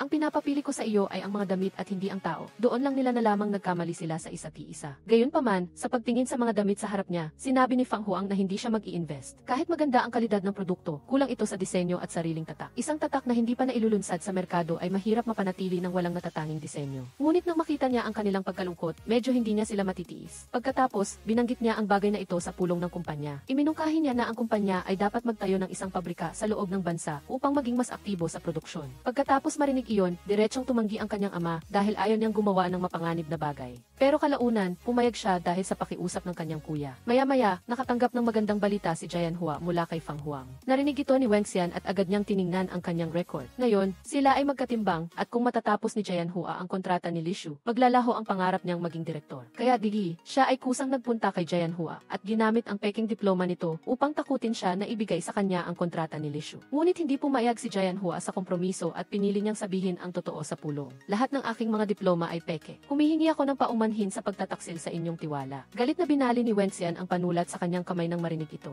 Kahit maging direktor man siya, hindi pa rin niya matatalo si Jian Hua dahil parang pinamigay lang ni Jian Hua ang posisyon sa kanya. Ngunit nagpasalamat pa si Jian Hua kay Wen Xian dahil binigyan siya nito ng pagkakataong sabihin ang totoo. Maraming leader sa kumpanya ang ang naawa kay Jian Hua nang siya ay masuspinde sa trabaho. Sa ganoong paraan, pinalitan ni Wen Zhen si Jian Hua bilang taong namamahala sa proyekto ni Direktor Fang. Dahil sa kawalan ng maingat na atensyon at inspeksyon ni Jian Hua, nagkaroon ng malaking problema ang pabrika na pinamumuhunan ni Direktor Fang sa kumpanya ni Li Shu. Nais ng mga lider na kumita, kaya binago nila ang ilang pangunahing teknik na naging dahilan upang maging mababa ang kalidad ng mga produkto. Ang balitang ito ay mabilis na nakarating sa kalaban ni Fang Huang. Nagpasya siyang itago ito upang ang depektibong batch ng mga produkto ay ilabas sa merkado at hindi na makakakilos pa si Fang Huang. Sa katunayan, natalo si Fang Huang ng husto at ang reputasyon ng buong korporasyon ay nasira sa isang gabi. Sa galit, sinibak ng kanyang ama si Fang Huang at inutusan siyang umalis sa korporasyon. Hindi rin nakahanap ng trabaho si Jian Hua dahil wala siyang diploma. Walang nakakaalam kung sino ang nagkalat ng balita tungkol sa paggamit niya ng peking diploma sa lahat ng dako. Nang si Jian Hua ay nasa bingit ng kawalan, nagpasya si Fang Huang na magtayo ng sarili niyang kumpanya at magsimulang muli at inanyayahan niya si Jian Hua na magtrabaho kasama niya. Sa unang araw ng trabaho, hiniling ni Fang Huang kay Jian Hua na makipag-ugnayan sa 5 kasosyo. Pagkatapos ng isang araw na mahirap na trabaho, ngunit walang resulta, lalo siyang naging mahigpit. Sa mga sumunod na araw, palaging napapagalitan si Jian Hua. Sa loob ng kalahating buwan, wala silang nakuhang kontrata. Hindi pa man sila nakakalayo, malapit na silang magsara. Hindi maganda ang pakiramdam ni Fang Huang at agad niyang ibinunton ang galit kay Jian Hua. Napakatigas din ng ulo ni Jian Hua, kaya ipinahayag niyang hindi na siya magtatrabaho. Gayunpaman, habang isinusulat niya ang kanyang resignation letter, bigla siyang nakatanggap ng tawag mula sa isang kasosyo na nagsabing gusto nilang mag-order mula sa kanilang kumpanya. Dahil sa sobrang tuwa, nakalimutan ni Jian Hua ang kanilang pag-aaway. Nang marinig ang tungkol sa customer mula sa Southeast Asia, masaya rin si Fang Huang. Kinabukasan, pumunta si Jian Hua at Fang Huang upang makipagkita sa customer, ngunit ang kausap ay isang manyakis. Kahit hindi umiinom si Jian Hua, kailangan niyang makipag-inuman dito. Para mapirmahan ang kontrata, ininom niya ang isang buong bote ng alak. Gayunpaman, habang pumipili ng sample, nagsimula siyang manghihipo at sinabing ang puting tela na pinili ni Jian Hua ay malas at mukhang damit panluksa. Nang marinig ito ni Jian Hua, agad niyang binato ito ng bote at pagkatapos ay iniwan nilang dalawa ang customer at tumakbo palayo. Hindi inaasahan ni Fang Huang na ganoon kalupit si Jian Hua. Nagsinungaling si Jian Hua na bago pumanaw ang kanyang ama ay nag-iwan ito sa kanya ng isang puting damit at kinabukasan ay namatay ang kanyang mga magulang dahil sa aksidente sa sasakyan. Naawa si Fang Huang kaya agad siyang pumasok sa tindahan at binilhan siya ng puting damit. Ang regalong ito ay nagpasaya kay Jian Hua buong gabi. Tila nakita niyang muli ang masayang alaala nila ng kanyang ina. Ang hindi nila inaasahan ay pumayag pa rin ang customer kagabi na nakipagsuntukan na makipagtulungan kaya nag-launch sila upang magdiwang. Ngayon ay suot din ni Jian Hua ang pearl necklace na regalo ni Fang Huang. Pagkaraan ng ilang panahon, bumalik ang ina ni Fang Huang mula sa Singapore at hinikayat ang anak na humingi ng tawad sa kanyang ama upang hindi na maghirap dito. Gayunpaman, tinanggihan ni Fang Huang ang matamis na alok ng kanyang ina. Sa galit, hinila ng ina ang kwintas na regalo ng anak. Lumalabas na kinuha ni Fang Huang ang apelyido ng kanyang ina at hindi siya kailanman tinanggap ng korporasyon ng pamilya. Ito ang dahilan kung bakit gusto niyang patunayan ang kanyang sarili. Sinikap ni Jian Hua na aliwin siya, ngunit hindi niya mapawi ang sakit sa puso nito. Hindi niya matulungan si Fang Huang sa mga problema ng pamilya, kaya inayos na lang niya ang kwintas para sa kanya. Upang mapaunlad ang kumpanya, dinala ni Fang Huang si Jian Hua sa ibang bansa upang dumalo sa bidding ng korporasyon ng pamilya. Bagamat ginawa ni Fang Huang ang lahat ng kanyang makakaya para makuha ang kontrata. Ngunit ang balita tungkol sa mababang kalidad ng produkto noon, kasama ang paninira ng kanyang ama, ay nagpaalis sa kanya ng pagkakataon. Pagkatapos nito, pinili niyang sukuan ang sarili dahil hindi niya matagalan ang pagiging malamig ng kanyang ama at ang pagtingin bilang isang anak sa labas. Tayo na, bakit ka naging ganito? Kahit na ang buong mundo ay hindi ka na kailangan, ano ngayon? Ano man ang mangyari, nandito pa rin ako. Huwag ka ng ganyan, maaari ba? Hindi pa nila nalilinaw ang kanilang relasyon, biglang lumipad si Li Shu sa ibang bansa upang ipagdiwang ang kaarawan ni Jian Hua. May cake, bulaklak, at mayroon ding romantikong tunog ng violin. Nang makita ang eksenang ito, umalis si Fang Huang nabigo. Malungkot siyang naglalakad sa kalsada at muntik na siyang masagasaan ng sasakyan at nagkataon namang ang nagmamaneho ay ang kanyang dating kaklase. Sinabi ng kausap na kakatapos lang niyang makipaghiwalay sa kanyang kasintahan at gusto niyang imbitahan si Fang Huang na pumunta sa party upang inisin ang kanyang ex. Nang marinig ito, umayag si Fang Huang na sumama para maglibang. Maliwanag na nagkamali si Fang Huang sa pag-aakala na papayag si Jian Hua na mahalin si Li Shu. Ang kaklase ay isang dalubhasa sa pag-ibig at agad niyang napansin na may dinaramdam si Fang Huang. Kung gusto mo ang isang tao, dapat mong isipin kung paano siya makuha. Huwag kang maupo lang dyan at magduda sa buhay. Pagkatapos, bumulong ang kaklase kay Fang Huang upang bigyan siya ng payo. Ngunit ang eksenang ito ay kinuhaan ng litrato ng isang reporter. Hindi alam ni Fang Huang na tinanggihan ni Jian Hua si Li Shu. Inihahatid niya si Li Shu pauwi noon. Pagbalik niya, nakita niya ang kwarto ni Fang Huang, ngunit hindi siya nangahas na abalahin ito. Kinagabihan, nakatayo rin si Fang Huang sa tapat ng pinto ni Jian Hua. Gustong kumatok ngunit nag-atubili. Isang pader lang ang pagitan nilang dalawa, ngunit parang napakalayo nila. Kinaumagahan, nabasa ni Jian Hua ang artikulo tungkol tungkol kay Fang Huang at sa kanyang kaklase. Galit siyang nagtungo sa airport, naghahanda ng umuwi. Hinabol siya ni Fang Huang at natuklasang nagsiselo si Jian Hua. Doon lang niya nalaman na tinanggihan ni Jian Hua si Li Shu, kaya agad niyang dinala si Jian Hua upang makilala ang kanyang kaklase. Inilawanag ng kaklase na sila ni Fang Huang ay dating magkaklase lamang. Sinamantala ni Fang Huang ang pagkakataon upang umamin kay Jian Hua, magpaka-girlfriend ko, pwede ba? Gayunpaman, hindi pumayag o tumanggi si Jian Hua. Pinili niyang ipagpatuloy ang pakikipagsapalaran kasama niya. Mabilis lumipas ang panahon at lumago ang kumpanya ni Fang Huang. Kasalukuyan, mayroon na silang ilang daang empleyado at si Jian Hua ang sales director. Ngunit pagkaraan ng ilang panahon, hindi inaasahang nagkaroon ng krisis pinansyal ang kumpanya na nakaapekto sa buong mundo. Isang-isang kinansela ng mga customer ang mga kontrata, kaya ang kumpanya na kakatatag pa lang ay muling nahaharap sa panganib na malugi. Isang malaking bilang ng mga empleyado ang nag-resign dahil hindi sila nakatanggap ng sahod. Dahil din sa krisis na ito, nagdusa ang korporasyon ng pamilya ni Fang Huang. Bumulusok pababa ang presyo ng stock at hindi maibenta sa tamang oras. Ibinabalik ang 70% ng mga order, na ang ibig sabihin ay ubos na ang pondo. Kung walang milagrong mangyayari, malulugi ang korporasyon. Hindi alam ng ina ni Fang Huang ang nangyayari, kaya pumunta pa rin siya sa accounting office para kumuha ng pera. 3 buwan na siyang hindi nakakatanggap ng allowance, ngunit sinabihan siya ng accountant na malapit nang malugi ang kumpanya. Nang marinig ito, agad dumawag ang ina sa kanyang anak para humingi ng tulong ngunit wala itong silbi. Pagkatapos, nagpunta siya upang maghanap ng mga mayayamang babae upang makaisip ng solusyon at hindi sinasadyang nakita niya ang kaklase ng kanyang anak. Doon lang niya nalaman na ang kuya ni Bella ang tanging may-ari ng negosyo na nakaligtas sa krisis pinansyal. Upang maiwasan na masira ang kanyang magandang buhay at upang makatulong sa kanyang asawa. Nagpunta siya sa kumpanya at sinabi sa asawa na kaya niyang tulungan itong makaraos sa krisis. Ang solusyon ay ang ipakasal ang kanilang anak kay Bella at gamitin ang kasalang ito upang makakuha ng malaking pondo.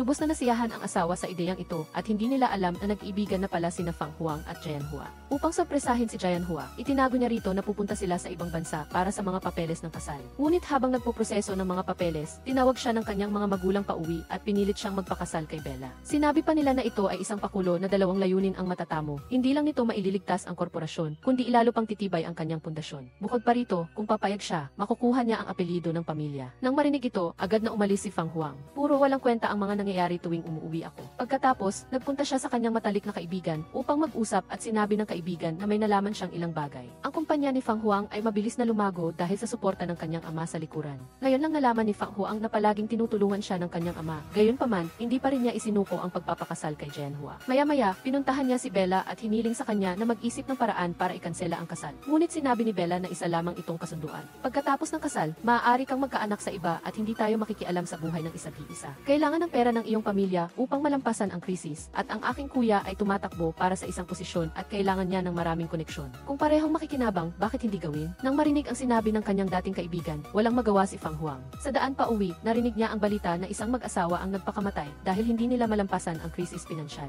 Ang ina ay nagpakumbaba pa at nagmakaawa sa kanya na iligtas ang pamilya. Sa huli, pumayag si Fang Huang sa kanyang ama tungkol sa pakikipag-ugnayan kay Bella. Pagkaraan ng ilang sandali, naganap ang engagement ni na Fang Huang at Bella at ginamit ng ama ang kasal ng kanyang anak upang makakuha ng bilyong yuan na pondo mula sa mga kamag-anak. Sa oras na ito, si Jian Hua, na walang kamalay-malay, ay nakasuot pa rin ng puting damit at ng pearl necklace na regalo ni Fang Huang, naghihintay na magbalik siya at mag-propose. Gayunpaman, nang magkita sila, sinabihan siya ni Fang Huang na engaged na siya kay Bella. Ipinaliwanag ni Fang Huang na napilitan siya at umasa siyang maiintindihan siya ni Jian Hua. Bukod pa, wala silang nararamdaman para sa isa't isa. Sabi-sabi ni Jian Hua, gusto niyang burahin si Alan sa buhay niya kaagad. Pero may fiancé ka na, paano pa tayo magkakasama? Magkasama tayo, hindi ito mangyayari. Bakit? Dahil hindi ako magiging kabit, hindi ako kabit. Kung gayon, ano ako? Mrs., girlfriend, o mistress? Kung magkasama tayo, kailangan ay legal. Sa ganitong paraan, naghiwalay sila habang lumuluha. Dahil ang korporasyon ay nakabawi na, ang kumpanya ni Emmy ay isinama sa korporasyon. Siya ay naging vice-presidente ng korporasyon, habang si Jian Hua ay naging general manager ng foreign trade na maihawak na 5% ng shares ng kumpanya. Gayunpaman, nang marinig ang mga benepisyo, hindi natuwa si Jian Hua. Sa halip ay inayos niya ang kanyang mga gamit at lumayo sa lalaking ito. Ipinaliwanag ni Fang Huang na napakahirap para sa kanya na makilala ng kanyang ama. Ngunit sinabi ni Jian Hua na wala na siyang pakialam sa anuman. Kailangan lang niyang panatilihin ang kanyang dignidad at lalong ayaw niyang matulad sa kanyang ina. Siguradong wala silang kinabukasan, pagkasabi nito, matatag siyang umalis. Di nagtagal, nagtayo siya ng sarili niyang maliit na kumpanya. Nagtaunang naganap ang trade fair, ngunit sa pagkakataong ito, nasa ibang posisyon si Jianhua. Dito, nakita niya muli si Wenxian. Kinutya ni Wenxian si Jianhua na ang kumpanya nito ay hindi makakakuha ng kahit isang empleyado. Kinuha ni Jianhua ang kanyang business card at pagkatapos ay sinalubong ang dayuhang bisita. Nang makita niya silang dalawa na masayang nag-uusap, naramdaman ni Wenxian na hindi siya mapakali. Hindi niya gustong makitang maayos ang buhay ni Jianhua, kaya muli siyang nagsimulang magplano na agawin ang customer ni Jianhua. Hoy, anong ginagawa mo? Baliw ka ba? Bakit mo kami ginaganito? Ito ay basurang papel na lamang, pumirma na ng kontrata ang kasosyo ko. Kung gayon, binabati kita. Ngunit hindi ka ba nahihiya na agawin ang customer ko? Bakit mo sasabihin customer mo, nakipagnegosasyon ako sa kanila, hindi mo pa sila pinirmahan ng kontrata? Kung gusto mo pa akong labanan, hindi ko na palalampasin ang sinumang customer mo. May sakit ka ba, Wenxian? Ano ang kinalaman ng aming negosyo sa iyo? Nang makita ang kayabangan ni Wenxian, gustong habulin ng pinsan ni Jianhua si Wenxian at bigyan ito ng leksyon, ngunit pinigilan siya ni Jianhua. Nais niyang manalo sa sarili niyang kakayahan at hindi sa mga maruming laro. Dahil sa pag-alis ni Jianhua, labis na naapektuhan ang kumpanya ni Fang Huang. Inamin ng kasamahan na pumalit kay Jianhua na limitado ang kanyang kakayahan at iminungkahi kay Fang Huang na pabalikin si Jianhua sa trabaho. Dahil ipinangako na niya sa kanyang ama na mabilis niyang papaunlarin ang kumpanya, nagpunta si Fang Huang upang kumbinsihin si Jianhua na bumalik sa kumpanya. Sinabi pa niya na ayaw niyang makita itong naghihirap, ngunit matigas na tumanggi si Jianhua. Pagkaalis ni Fang Huang, tumatakbong umiiyak ang kanyang pinsan at sinabing nawala ng malay ang kanyang tiyahin at isinugod sa ospital. Nagmadali si Jianhua sa ospital upang tingnan ang kalagayan ng kalusugan ng kanyang tiyahin. Pagkatapos ng pagsusuri ng doktor, nalaman na ang kanyang tiyahin ay na-stroke dahil sa pagbara ng ugat sa utak sanhi ng pagbato ni Jianhua ng florera sa ulo nito noong nakaraan. Ang pinsala na naipon sa paglipas ng panahon ay nagdulot ng malaking problema, kaya ngayon lang lumabas ang resulta. Ikaw ang dahilan ng nangyari sa aking ina. Tumahimik ka, lahat ay minamalas kapag kasama ka. Nang makita niyang patuloy na iniinsulto ng kanyang kapatid si Jianhua, umiiyak ang kanyang kapatid na babae at nagmamakaawa kay Jianhua na mangolekta ng pera upang iligtas ang kanilang ina. Wala nang nagawa si Jianhua, kundi walang hiyang humingi ng tulong sa kanyang dating manager. Ngunit kailangan ding pangalagaan ng kausap ang kanyang pamilya, kaya 10,000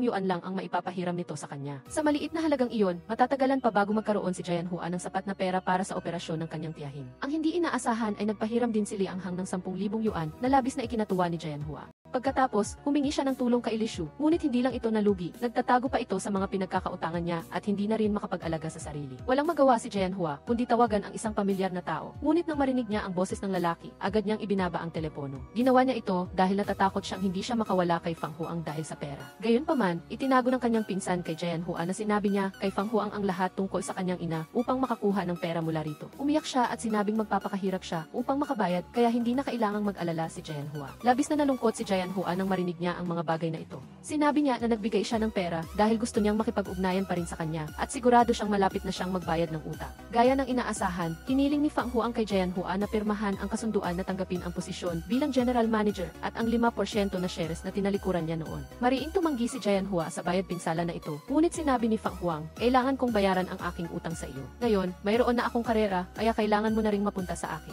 Sa kabutihang palad, naoperahan ang kanyang tiyahin sa tamang oras at gumaling. Nakita ng tiyahin ang galit ni Jianhua sa kanya at sa wakas ay humingi siya ng tawad. Lubos na naapektuhan si Jianhua, ngunit pinili pa rin niyang umalis. Dahil nalugi, nagsimulang pabayaan ni Li Shu ang sarili at araw-araw siyang lasing. Nang siya ay walang-wala, lumitaw si Wenxian sa kanyang buhay. Kahit na si Jianhua lang ang tinatawag niya, inalagaan pa rin siya ni Wenxian. Naglaro siya ng laro, naghugas siya ng pinggan at naglinis ng bahay. Gusto niyang magsimula ng negosyo, handa siyang ibigay ang lahat ng kanyang ari-arian. Ang mga aksyon ni Wenxian ay nagdulot ng labis na pagkabalisa sa kanya, kaya sa huli, nagpa siya silang magsama. Sa kabilang banda, si Jianhua ay nasa isang walang katapusang siklo. Pumunta siya rito upang magbayad ng utang, ngunit palaging ginugulo ni Fang Huang ang kanyang damdamin. Pinilit ni Fang Huang si Jianhua na aminin ang pagmamahal niya. Hindi niya alam na sinira ng ina ni Jianhua ang pamilya dahil sa immoral na pag-ibig. Nang makita ang labis na pagiging makasarili ng kausap, hinila ni Jianhua ang kwintas na regalo nito. Kamakailan, bumaba ng husto ang resulta ng negosyo ni Wenxian dahil inagaw ni Jianhua ang kanyang customer. Galit na galit si Wenxian at ipinahayag na babawiin niya ang lahat ng sa kanya. Nang makipagkita si Wenxian sa customer, sinabi ng kausap na nakipagtulungan na sila sa korporasyon ni Fang Huang.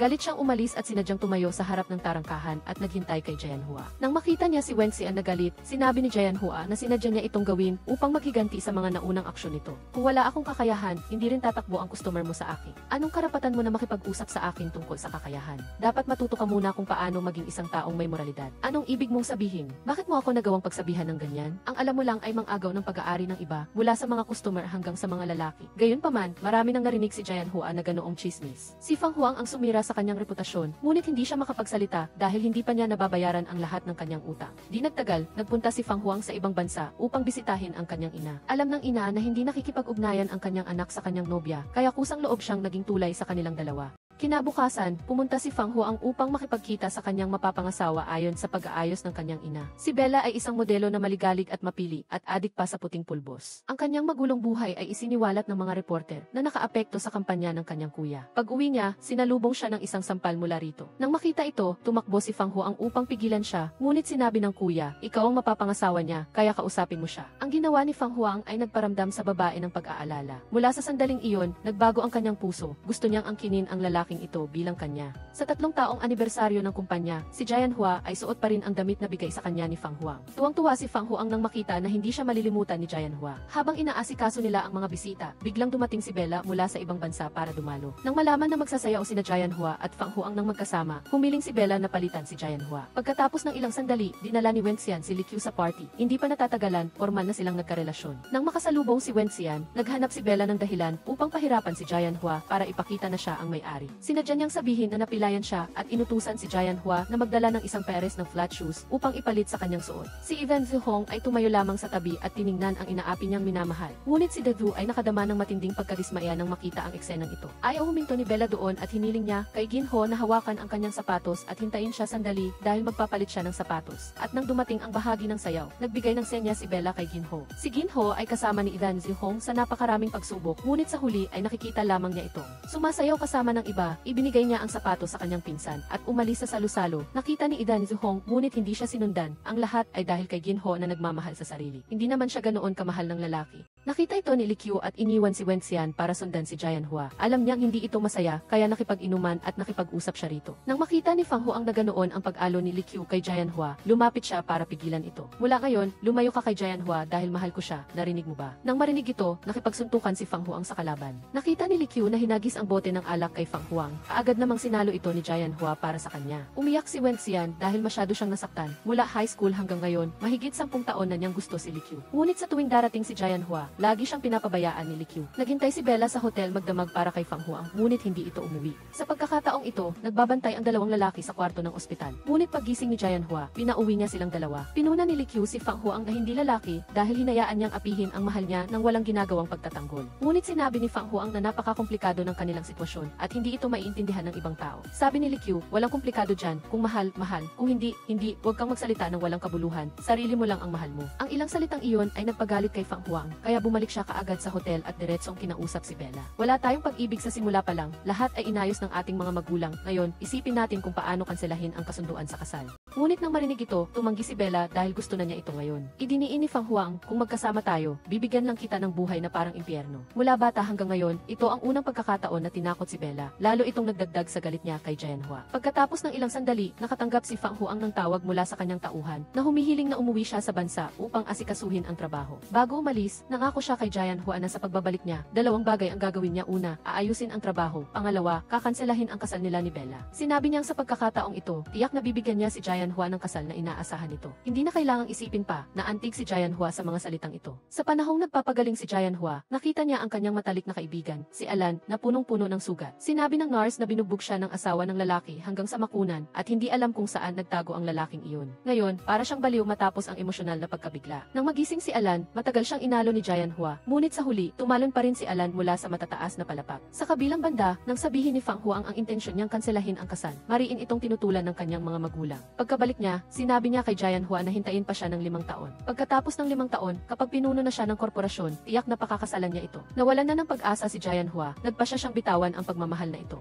Hindi ko na kayang tiisin ang ganoong mga araw. Hayaan mo akong umalis, tiyak na aalis ako. Hindi mo ako mapipigilan. Huwag mong isipin ang pag-alis, hindi ako bibitaw. Nang marinig ito, tumakbo si Jian Hua sa gilid ng ilog at tumalon sa malamig na tubig. Nang makita ito ni Fang Huang, kaagad siyang tumalon upang iligtas siya. Ngunit matagal siyang naghanap, ngunit hindi pa rin nakita si Jian Hua. Nang akala niyang nawala na ito, nakita niya ang katawan ni Jian Hua na lumutang kaya lumangoy siya ng mabilis upang iligtas ito. Sa pagkakita sa mahinang si Jian Hua, sinabi ni Fang Huang na hindi na niya ito guguluhin pa, tinanggap niyang bumitaw. Pagkatapos Matapos makipaghiwalay sa kanyang mayayamang kasintahan, nagpa siya si Jian Hua na magsimulang muli. Isinuli niya ang lahat ng mga bagay na ibinigay ni Fang Huang sa kanya, kasama na ang mga bahagi sa kumpanya. Dahil nagbitiw si Jian Hua, nagkulang ang kumpanya ng posisyon ng general manager. Hiniling ni Fang Huang sa EUC na mabilis na maghanap ng taong angkop para pumalit sa kanya. Nagkataon, nagpabaya si Wen Xian sa trabaho dahil sa pagkabigo sa pag-ibig kaya nakagawa siya ng malubhang pagkakamali. Dahil dito, sinuspindi siya ng pamunuan ng hindi bababa sa 3 buwan. Pagkatapos ng trabaho, nakatanggap si Wen Xian ng paunawa sa panayam para sa posisyon ng direktor sa kumpanya ni Fang Huang. Ang karanasan ni Wen Xian ay nakatugon sa lahat ng mga kinakailangan ng kumpanya. Nang malaman na siya ay kaklase ni Jian Hua, umayag agad si Fang Huang na kunin siya. Sa kabilang banda, kahit na nagbukas si Jian Hua ng kumpanya, hindi sapat ang kapital kaya napakaliit ng inupahang opisina. Bagaman napakahirap ng kalagayan, hindi ito nakaapekto sa determinasyon niya. Kinabukasan, dinala ng nanay si Fang Huang para panoorin ang performance ni Bella at inutusan siyang bigyan ng bulaklak ang kanyang asawa. Kahit na mukhang mapagmahal siya sa labas, hindi niya malimutan si Jian Hua. Lagi niyang naalala ang mga alaala nila ni Jian Hua. Alam ni Bella na nagpapanggap lang si Fang Huang na mapagmahal sa kanya, kaya humingi siya ng tulong sa kanyang kuya para harapin ang kariban niya. Gumamit ng dahilan sa trabaho ang kuya ni Bella para makita ng personal ang kariban ng kanyang kapatid. Ngunit nang dumating siya sa kumpanya ni Jian Hua, nalaman niyang wala itong sapat na pera para umupa ng disenteng opisina. Pagbalik niya, tinawagan niya ang kanyang kapatid na babae at sinabing hindi kariban si Jian Hua. Ang pangunahing layunin niya sa pag-uwi sa bansa sa pagkakataong ito ay maghanap ng pangmatagalang kasosyo. Dahil bayaw si Fang Huang, pinili niya sa simula ang kumpanya ni Fang Huang. Kaya di ang lahat ng paghahanda ng produkto ni Jian Hua ay nawala ng kabuluhan. Sa telepono, narinig ni Jian Hua ang boses ni Wen Xian, kaya nalaman niyang naagawan na naman siya ng kliyente. Sa sandaling ito, bumalik ang kanyang lakas para lumaban, nagpa siya siyang bawiin ang kanyang kliyente. Nang umalis ang kuya ni Bella, sinadya ni Jian Hua na ibigay ang kanyang produkto at business card sa kanya. Sa sasakyan, sinimulan ni Wen Xian na hikayatin ang kalaban na pumunta sa kumpanya upang pumirma ng kontrata, ngunit tinanggihan siya nito. Bilang isang negosyante, gusto niya ang pinakamababang presyo, kaya sa ngayon, inaasahan niya ang quotation ni Jian Hua. Pagkatapos, tumawag siya para ipaalam na pansamantala niyang ititigil ang pakikipagtulungan sa kumpanya ni Fang Huang. Nagulat si Fang Huang nang malaman niyang ganoon ang ginawa ng bayaw niya. Sa pamamagitan ng pagkukwento ni Wen Xian, nalaman niya na ito ay taktika ni Jian Hua. Bago umuwi sa bansa, inutusan siya ng kanyang ama na tiyakin na makukuha niya ang kontrata sa kanyang bayaw sa anumang halaga. Kaya inutusan ni Fang Huang si Wen Xian na pumirma ng kontrata sa mas mababang presyo kaysa kay Jian Hua. Kaya pinaghintay si Jian Hua buong hapon, ngunit hindi dumating ang kuya ni Bella. Matagal bago tumawag ang pinsan upang ipaalam na hindi na darating ang kasosyo dahil pumirma na ito ng kontrata sa Fang Huang Group. Hindi naniwala si Jian Hua hanggang sa makita niya mismo sina Fang Huang at Wen Xian na umalis. Hinabol niya ang kasosyo at tinanong kung bakit at sinabi ng lalaki na binigyan siya ni Fang Huang ng pinakamababang presyo. Kasabay nito, sinabi rin niya na may taong sadyang humahadlang sa negosyo nito. Sa sandaling ito, nalaman ng inosenteng si Jian Hua ang masamang intensyon ni Fang Huang at ang kalupitan sa larangan ng negosyo. Dahil walang dumating na kontrata, muling nagsara ang kumpanya ni Jian Hua at kailangan na ngayong maghanap ng ibang trabaho ang dalawa. Ngunit nasira na ang reputasyon ni Jian Hua sa larangan na ito. Wala nang gustong kumuha sa kanya, kaya iminungkahi ng kanyang pinsan na humingi ng tulong kay Li Qiu. Sa sandaling ito, ang Fang Huang Group na pumayag na makipagtulungan sa bayaw ay mayroong mga kalakal na hindi nakapasa sa kalidad kaya napilitang maghanap ng bagong pabrika. Pagkatapos, sinuhulan ni Wen Xian ang pinakamahusay na produkto para sa pangangalaga sa balat upang hilingin kay Liang Hang na tulungan siya. Gayunpaman, pagbalik ni Liang Hang, sinabi niya ang tungkol dito kay Jian Hua. Sinamantala ni Jian Hua ang pagkakataong ito at nagpa siyang bawiin ang kontrata ng kuya ni Bella. Matagumpay na nailigtas ang kumpanya. Pagkatapos ng ilang panahon, nalaman ni Jian Hua ang balita sa pamamagitan ng pagkukwento ni Liang Hang. Isang malaking tatak sa ibang bansa ang naghahanap ng pabrika para sa pagpoproseso sa China. Ang maliit na kumpanya ni Jian Hua ay hindi kwalipikado para dumalo, ngunit sa araw ng recruitment para sa pamumuhunan, nagpanggap siyang tagapagsilbi upang makapasok sa loob. Pagpasok niya, nakilala agad si Jian Hua ng kanyang dating kliyente. Kinuha ng kalaban ang mga dokumento ng kumpanya ni Jian Hua at sinabing pag-aaralan niya ang kanilang kumpanya. Pagkatapos ng ilang sandali, tinawag siya sa opisina kung saan nandoon din si Wen Xian. Ipinakilala ng kasosyo ang kumpanya ni Jian Hua sa inspektor ng kalidad at tiwala niyang sinabi na ang kanilang kumpanya ay may kakayahan na gawin ang mga suit na ito. Pagkatapos, hinubad niya ang suit ng inspektor at ibinigay ito kina Jian Hua at Wen Xian upang magkaroon sila ng patas na kompetisyon. Kung sino man ang makagawa ng produkto na nakapasa sa kalidad, sa kanila pipirma ang kumpanya ng kontrata. Bumalik si Wen Xian at agad na sinabi kay Fang Huang na napakalapit ni Jian Hua sa kasosyo. Malamang na magkaroon ng hindi patas na kompetisyon sa pagkakataong ito. Ngunit inutusan ni Fang Huang si Wen Xian na maging profesional sa trabaho at ayaw niyang marinig ang mga salitang hindi nararapat pakinggan. Sa kabilang kumpanya, isinusuot ni Jian Hua ang sample na jacket at natuklasan niyang hindi lang ito komportable, kundi perpekto rin ang tahi at material. Upang makagawa ng magandang produkto, nagplano silang umarkila sa pinakamahusay na kumpanya sa lugar, ngunit nahuli sila dahil nauna nang inarkila ito ng kumpanya ni Fang Huang. Walang nagawa si Jianhua kaya nilapitan niya si Li Qiu at hiniling na tulungan siyang makagawa ng perpektong produkto. Nang marinig ito, pumayag si Li Qiu na tumulong at pagkatapos ay nagsimula silang suriin ang sample. Sabi ng manager, limitado ang kakayahan ng pabrika. Sinabi rin ng assistant na hindi angkop ang mga makina dito para sa paggawa ng produktong ito. Sabi ni Jianhua, kung wala, bumili, kung kulang sa kakayahan, mag-hire pa ng tao. Gayunpaman, pagkatapos kalkulahin, aabot sa 2,000 yuan ang gastos at kung mabigo, malaki ang malulugi sa kumpanya. Determinado si Li Qiu na gawin ito at sinabi niya na kung malugi, babayaran niya. Upang makuha ang puso ni Jianhua, ibinigay ni Li Qiu ang lahat ng kanyang lakas sa trabaho. Nang makita siyang gising ng 3 gabi para sa kanya, labis na naantig si Jianhua. Hindi nagtagal, nalaman ni Wenxian na tinulungan ni Li Qiu si Jianhua na gumawa ng produkto. Upang maghiganti, nagpa siya siyang palitan ang produkto ni Jianhua. Sa araw ng kompetisyon, nakita ni Jianhua ang isang buntis na sumisigaw dahil masakit ang tiyan kaya mabait siyang lumapit upang tulungan ang babae. Nang umalis ang dalawa, dumaan ang isang lalaki na may dalang katulad na jacket. Nang walang nakakakita, pinalitan niya ang jacket ni Jianhua. Matapos matanggap ang produkto, labis na nadismaya ang kasosyo sa produkto ni Jianhua. Ibinigay ko na sa iyo ang pagkakataon, ngunit ang produkto mo ay hindi nakapasa sa aking pamantayan. Sana magtulungan tayo sa susunod. Pagkatapos ng ilang sandali, naalala ni Jianhua ang mga nangyari at sa kanya nalaman ang katotohanan. Agad siyang tumakbo sa opisina at sinabing pinalitan ang kanyang produkto. Walang nagawa ang kasosyo at sinabing ang kailangan niyang makita ay resulta, hindi ang mga walang kabuluhang salita nito. Habang tuwang-tuwa si Wenxian, hinubad ni Jianhua ang kanyang jacket. Lumabas na mayroon pa siyang isa pang katulad na produkto. Labis na nasiyahan ang inspektor sa jacket na ito at agad siyang nagpasya na makipagtulungan kay Jianhua. Nagalit si Wenxian sa lugar nang malaman niyang hindi niya malalampasan ang kanyang kalaban. Sanay na si Jianhua sa mga ganitong bagay kaya hindi niya ito pinansin. Pagkatapos malaman ang balita, labis na natuwa si Li Qiu. Talagang ang kabutihan ay nagbubunga ng mabuti at sila ay gagantimpalaan. Sa oras na ito, labis na nababalisa si Fang Huang dahil ang kanyang ama ay may cancer at 6 na buwan na lang ang itatagal ng buhay. Sinabi ng ama na sa loob ng 6 na buwan, pipili siya ng isa sa pagitan niya at ng kanyang kuya. Kung sino ang may mas mataas na tagumpay ay magiging chairman ng board of directors. Ngunit dahil nawalan siya ng kontrata sa malaking kasosyo na nangangahulugang nawalan siya ng benta na $2 milyon, paano siya magtatagumpay? Upang makuha ang korporasyon sa loob ng 6 na buwan, walang hiya siyang pumunta upang kumbinsihin si Jianhua na ibigay sa kanya ang kontrata. Kung papayag lang si Jianhua, ibibigay niya ang lahat ng malalaking kasosyo at pabrika sa kanya pagkatapos. Sinabi ni Jianhua na dahil gusto niyang makuha ang kontratang ito, nagawa niyang ipapalit ang produkto niya. Ngunit sinabi ni Fang Huang na wala siyang alam tungkol dito. Pagkatapos, nagsimula siyang magkwento ng kanyang paghihirap. Sinabing malapit na siyang humarap sa chairman ng board of directors para sa halalan, kaya napakahalaga talaga ng kontratang ito. Pagkatapos makinig, sinabi ni Jianhua na hindi lang niya kontrata ito, kundi pati na rin kay Li Qiu. Gayunpaman, pagkatapos nito, pinuntahan niya si Li Qiu upang hikayatin siyang ipaubaya kay Fang Huang. Pagkatapos malaman ang tungkol dito, hindi na nag-abala si Li Qiu na makipagtalo at hinayaan si Jianhua na magdesisyon. Sa mahalagang sandali, biglang naalaala ni Jianhua ang lahat ng ginawa ni Fang Huang sa kanya. Kasama na ang kanyang mga kasinungalingan at ang payo ni Alan, nagpasya siyang tanggihan ang alok ni Fang Huang. Pagkatapos pumirma ni Jianhua ng kontrata sa kasosyo, nalaman ni Bella na nakikipag-ugnayan pa rin ang kanyang asawa sa kanyang dating kasintahan, kaya muli siyang humingi ng tulong sa kanyang kuya para harapin si Jianhua. Sinabi ng kuya na naghiwalay na sina Jianhua at Fang Huang, kaya bakit pa siya nag-aalala? Kahit na sinabi niya iyon, sa huli ay nagpasya pa rin siyang tulungan ang kanyang kapatid. Hindi nagtagal, nakatanggap si Jianhua ng tawag mula sa inspektor ng kumpanya ng kuya ni Bella. Sabi nila, may malubhang depekto ang kanyang bagong padala at kasalukuyan itong nakakulong sa customs. Nagtaka ang pinsan dahil sabay-sabay naman ginawa ang lahat ng kargamento. Bakit ngayon lang nagkaroon ng depekto ang kargamentong ito? Agad na nagtungo ang dalawa sa pabrika upang mag-inspeksyon, ngunit wala silang nakitang problema. Pagkatapos, tumawag si Jianhua sa kuya ni Bella at sinabing hindi ito kasalanan nila. Gayunpaman, sinabi ng kalaban na dinala niya ang produkto sa isang dalubhasang ahensya para sa pagtatasa at ang insidente ay nagdulot ng malaking pagkalugi. Hindi lang nila hiniling na isauli ni Jianhua ang pera kundi pinabayaran din ito ng $200,000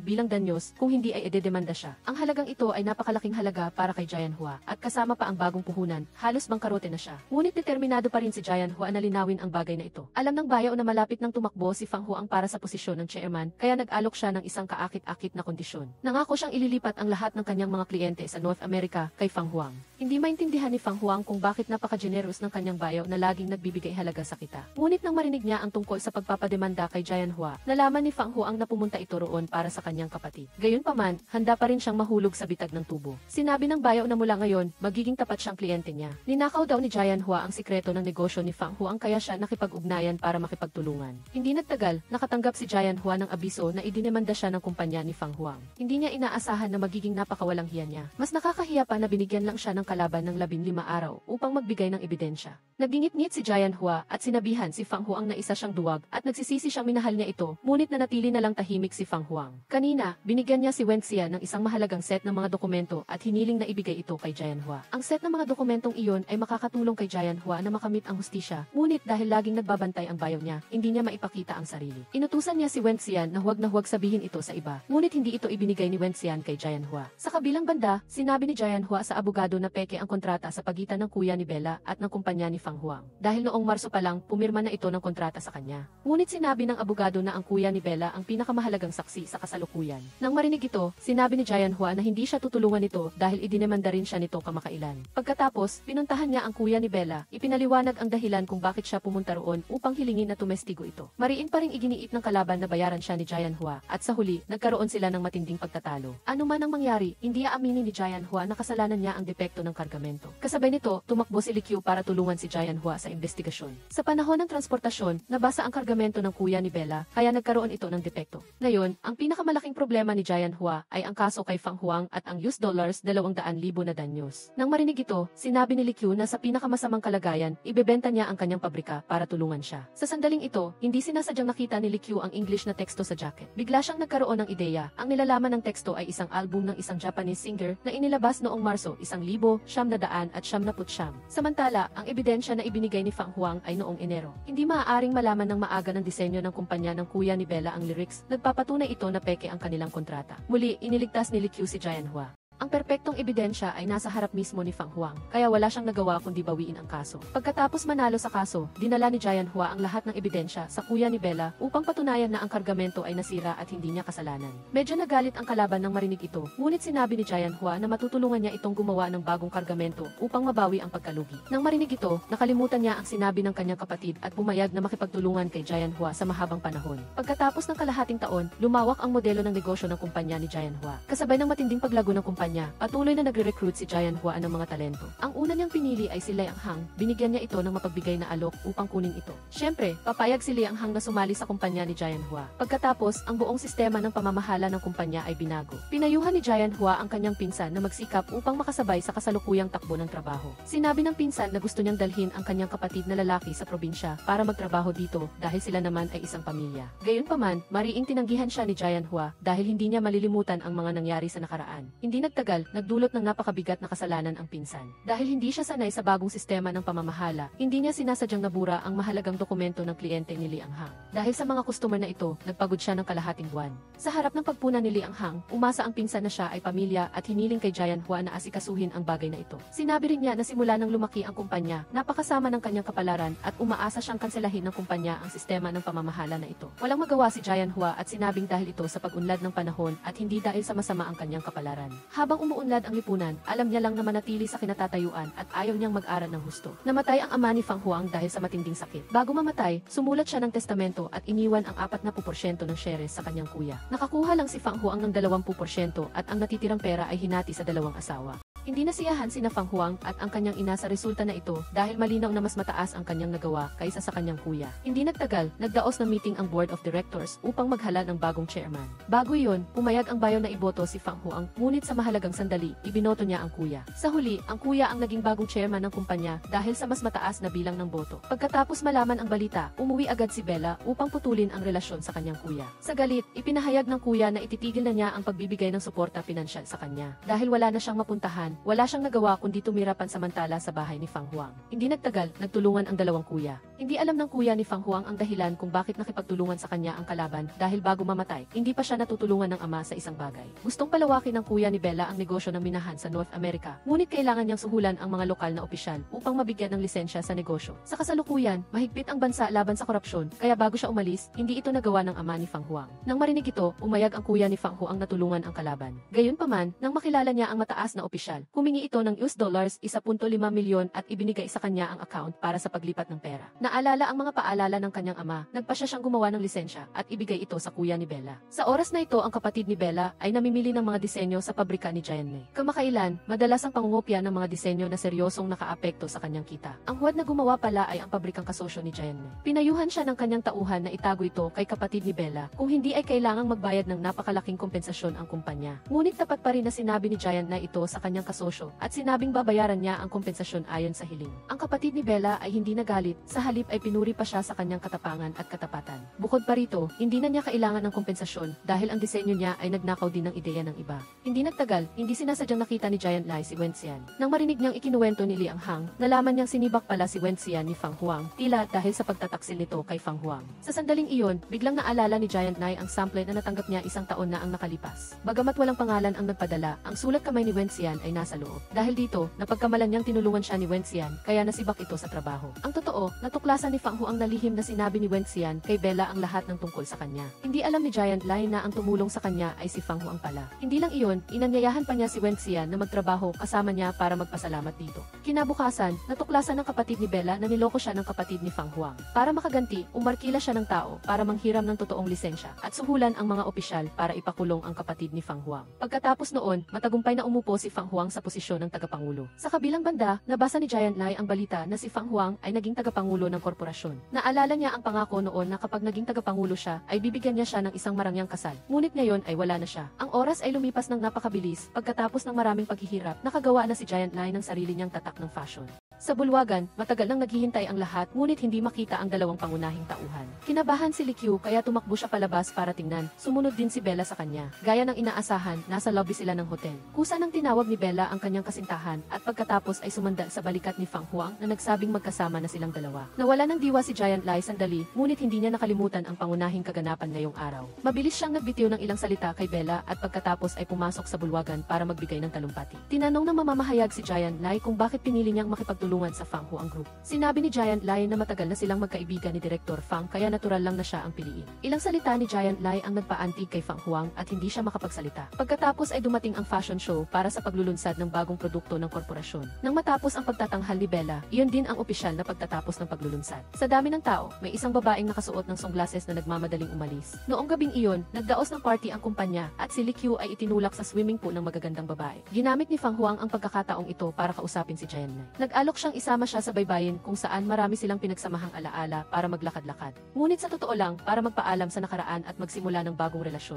Habang naglalakad ang dalawa sa kalsada, nakita nila ang isang sasakyan na nakaparada sa gitna ng daan para mag-ayos. Bumaba si Fang Huang para tingnan ang sitwasyon at agad siyang tinakot ng dalawang nakamaskara. Pagkatapos noon, agad na kinidnap si Giant Lai ng dalawang lalaki at humingi ng pantubos. Pagkatapos ng pakikipagbuno, itinulak si Fang Huang pababa sa gilid ng bundok. Sa oras na ito, nakatanggap ng tawag ang kapatid ni Bella na nag-aabiso na kinidnap ang kanyang kapatid. Hiniling ng kabilang panig na magdala siya ng $2 milyong sa tagpuan para iligtas siya. Hindi siya masyadong naniwala, tinawagan niya ang assistant at nalaman niyang nagpa-party pala ang kanyang kapatid sa hotel. Nag-alala siya, pumunta roon para hanapin siya at nakahinga ng maluwag nang makita ang kanyang kapatid. Sa oras na ito, si Li Qiu ay may dalang isang baukwet ng rosas patungo sa entablado upang hanapin ang kanyang minamahal. Balak niya sanang mag-propose kay Giant Lai nang makita niyang lumitaw si Fang Huang na puno ng sugat. Nagmadaling tumakbo palabas si Bella at biglang may masamang kutob si Li Qiu. Pagkatapos magtanong, nalaman niyang kinidnap pala si Giant Lai. Sinabi ng kapatid ni Bella na baka si Fang Huang at Bella ang gustong kidnapin ng kabilang panig, pero nagkamali lang sila ng kinidnap. Gusto ni Li Qiu na tumawag sa pulis, ngunit pinigilan siya ni Fang Huang. Sinabi niyang siya na ang bahalang magligtas kay Giant Lai. Ang kapatid ni Bella ay isang negosyante na madalas makipag-ugnayan sa lahat ng antas ng lipunan at kasali pa sa mga gang. Nagmungkahi siyang huwag tumawag sa pulis at hayaan na lang ang mga gang ang mag-ayos sa isa't isa. Dahil kakahanap lang niya na ang mga kidnapper ay kabilang sa gang ng underworld sa lugar na iyon at tiyak na may umarkila sa kanila. Gusto ni Bella na siya na lang ang pumalit kay Giant Lai dahil siya naman talaga ang target. Gayunpaman, hindi pumayag si Fang Huang na gawin ito na nagpapakita na may pagmamalasakit siya kay Bella. Sa oras na ito, nakakulong na si Giant Lai sa isang madilim na silid sa loob ng isang gabi. Pagkatapos ng isang gabing paghahanap, natagpuan ng kapatid ni Bella ang eksaktong lokasyon at tumawag na rin ng maraming tauhan para makipaglaban sa mga kidnapper. Dahil si Fang Huang ang target, siya ang mamamahala sa pagdadala ng pera sa tagpuan. Gustong sumama ni Bella ngunit pinigilan siya ng kanyang kapatid. Nang sumalakay ang grupo sa isla, nagpanggap si Bella para sumunod. Ibinigay ni Fang Huang ang pera sa kalaban at sinabing ang babaeng kinidnap nila ay hindi si Bella kundi isang negosyanteng galing China. Nang malaman ito, nagalit ang boss sa kanyang mga walang kwentang tauhan. Pagkatapos sampalin ang kanyang tauhan, iniutos niyang ikulong si Fang Huang sa isang madilim na silid. Pumayag siyang pakawalan si Giant Lai ngunit nagmatigas siyang huwag umalis. Kung kailangan nilang pumunta sa impyerno, sabay silang pupunta at hinding-hindi niya siya iiwan mag-isa. Nang marinig iyon, agad na sinampal ng kidnapper si Giant Knight at sinabing, kung gayon, sabay silang pupunta sa kabilang buhay. Sa sandaling ito, sinugod na ng kapatid ni Bella ang lugar kasama ang kanyang mga tauhan. Nang marinig nila ang putukan sa labas, alam nilang dumating na siya. Napakalakas ng hukbo ng kapatid ni Bella, kaya hindi nakapaghanda ang kalaban. Sa oras na ito, nakatakas na silang dalawa, ngunit hinahabol pa rin sila ng kidnapper. Nang makita niya na handa nang magpaputok ang kalaban, tumakbo agad si Bella at sinalo ang bala para sa kanyang minamahal. Sobrang nagulat si Fang Huang nang makita ang eksenang ito.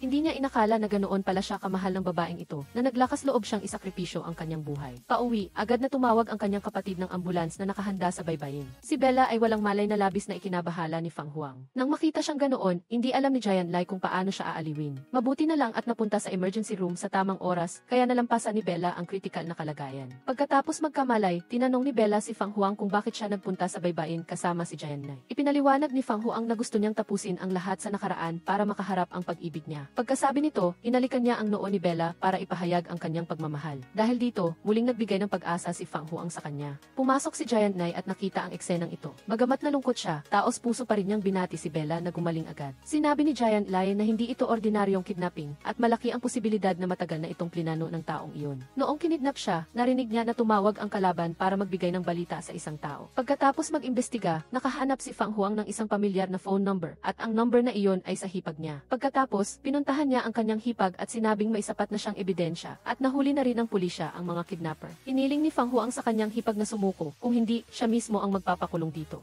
Ngunit sinabi ng babae na gusto niya siyang saktan para ipaghiganti ang kanyang asawa. Dahil inagaw niya ang posisyon ng tagapangulo at si kapatid ni Bella ang sumira sa buhay ng kanyang asawa. Nang makita ang kanyang inosenteng anak na umuwi galing sa eskwela, sinabi ng hipag niya na bigyan siya ng kaunting oras para ayusin ang mga bagay-bagay sa bahay at pagkatapos ay susuko na siya. Para iligtas ang kanyang manugang, nagtungo ang panganay na asawa para kumbinsihin ang ina ni Fang Huang. Sinabi niyang handa siyang ipamigay ang lahat ng kanyang shares sa mag-ina. Humiling lamang siya na kaawaan ni Fang Huang ang kanyang dalawang pamangkin at patawarin ang kanilang pamilya. Dahil umabot na sa ganito ang sitwasyon at dahil magkamag-anak pa rin sila, nilagdaan ni Fang Huang ang kasunduan sa pag-aayos kinabukasan din. Bago umalis, sinabi pa rin ng hipag na ang kanyang asawa ay walang sinuhulan at may masamang tao na sumira sa kanya. Nagsimulang magduda si Fang Huang, baka may ginawa ang kapatid ng asawa niya nang hindi niya nalalaman. Pagkatapos magtanong sa kanyang tauhan, nalaman niya kung gaano katindi ang kapatid ng asawa niya. Sa mga sumunod na araw, nagsimula niyang itago sa kapatid ng asawa niya ang lahat ng nangyayari sa kumpanya. Pagkatapos ng ilang panahon, nais ni Giant Lion na palawakin ang kanyang brand sa ibang bansa. Una, pinili niyang makipagtulungan sa kapatid ni Bella dahil matagal na silang nagtatrabaho ng magkasama. Alam ang layunin kung bakit siya pinuntahan ni Giant Knight. Masayang pumayag ang kapatid ni Bella na makipagtulungan. Kasabay nito, sinabi niyang tutulungan niya si Giant Lion na asikasuhin ang pabrika sa Timog Silangang Asya.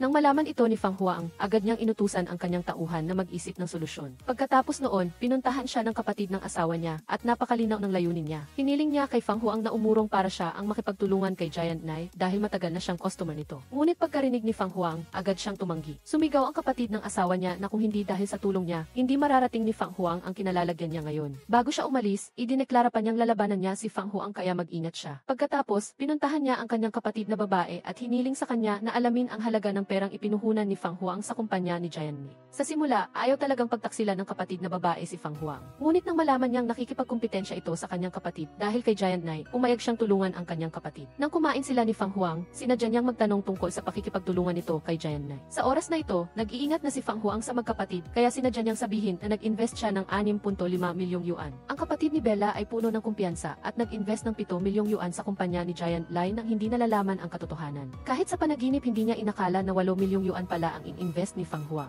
Dahil dito, nahulog sa bitag ang kapatid ni Bella at nawala ang deal na ito. Pagkalipas ng ilang araw, nag-propose si Li Qiu kay Giant Knight sa harap ng lahat ng empleyado ng kumpanya. Sa kabutihang palad, sa pagkakataong ito, umayag si Giant Knight. Ito ang pinakamasayang sandali sa buhay ni Li Qiu. Nang malaman ito ni Wen Xian, agad siyang tumawag para batiin silang dalawa. Ang pagbati niya ay panlabas lang, ngunit sa totoo lang, galit na galit siya kay Giant Knight. Bagamat nakikipagkumpetensya siya sa kapatid ng asawa niya, umayag pa rin si Fang Huang na pakasalan si Bella. Gayunpaman, kinabukasan, ipinaalam ng assistant sa kanya na ang lugar ng pagpapadala ng kanyang kargamento at kay Giant Knight ay isinara para imbestigahan dahil sa paglabag. Pagkarinig nito, alam agad ni Fang Huang na ang kapatid ng asawa niya ang gumawa nito para maghiganti. Nang matanggap ni Giant Knight ang balita, agad siyang pumunta sa ibang bansa para lutasin ang problemang ito kasama si Fang Huang.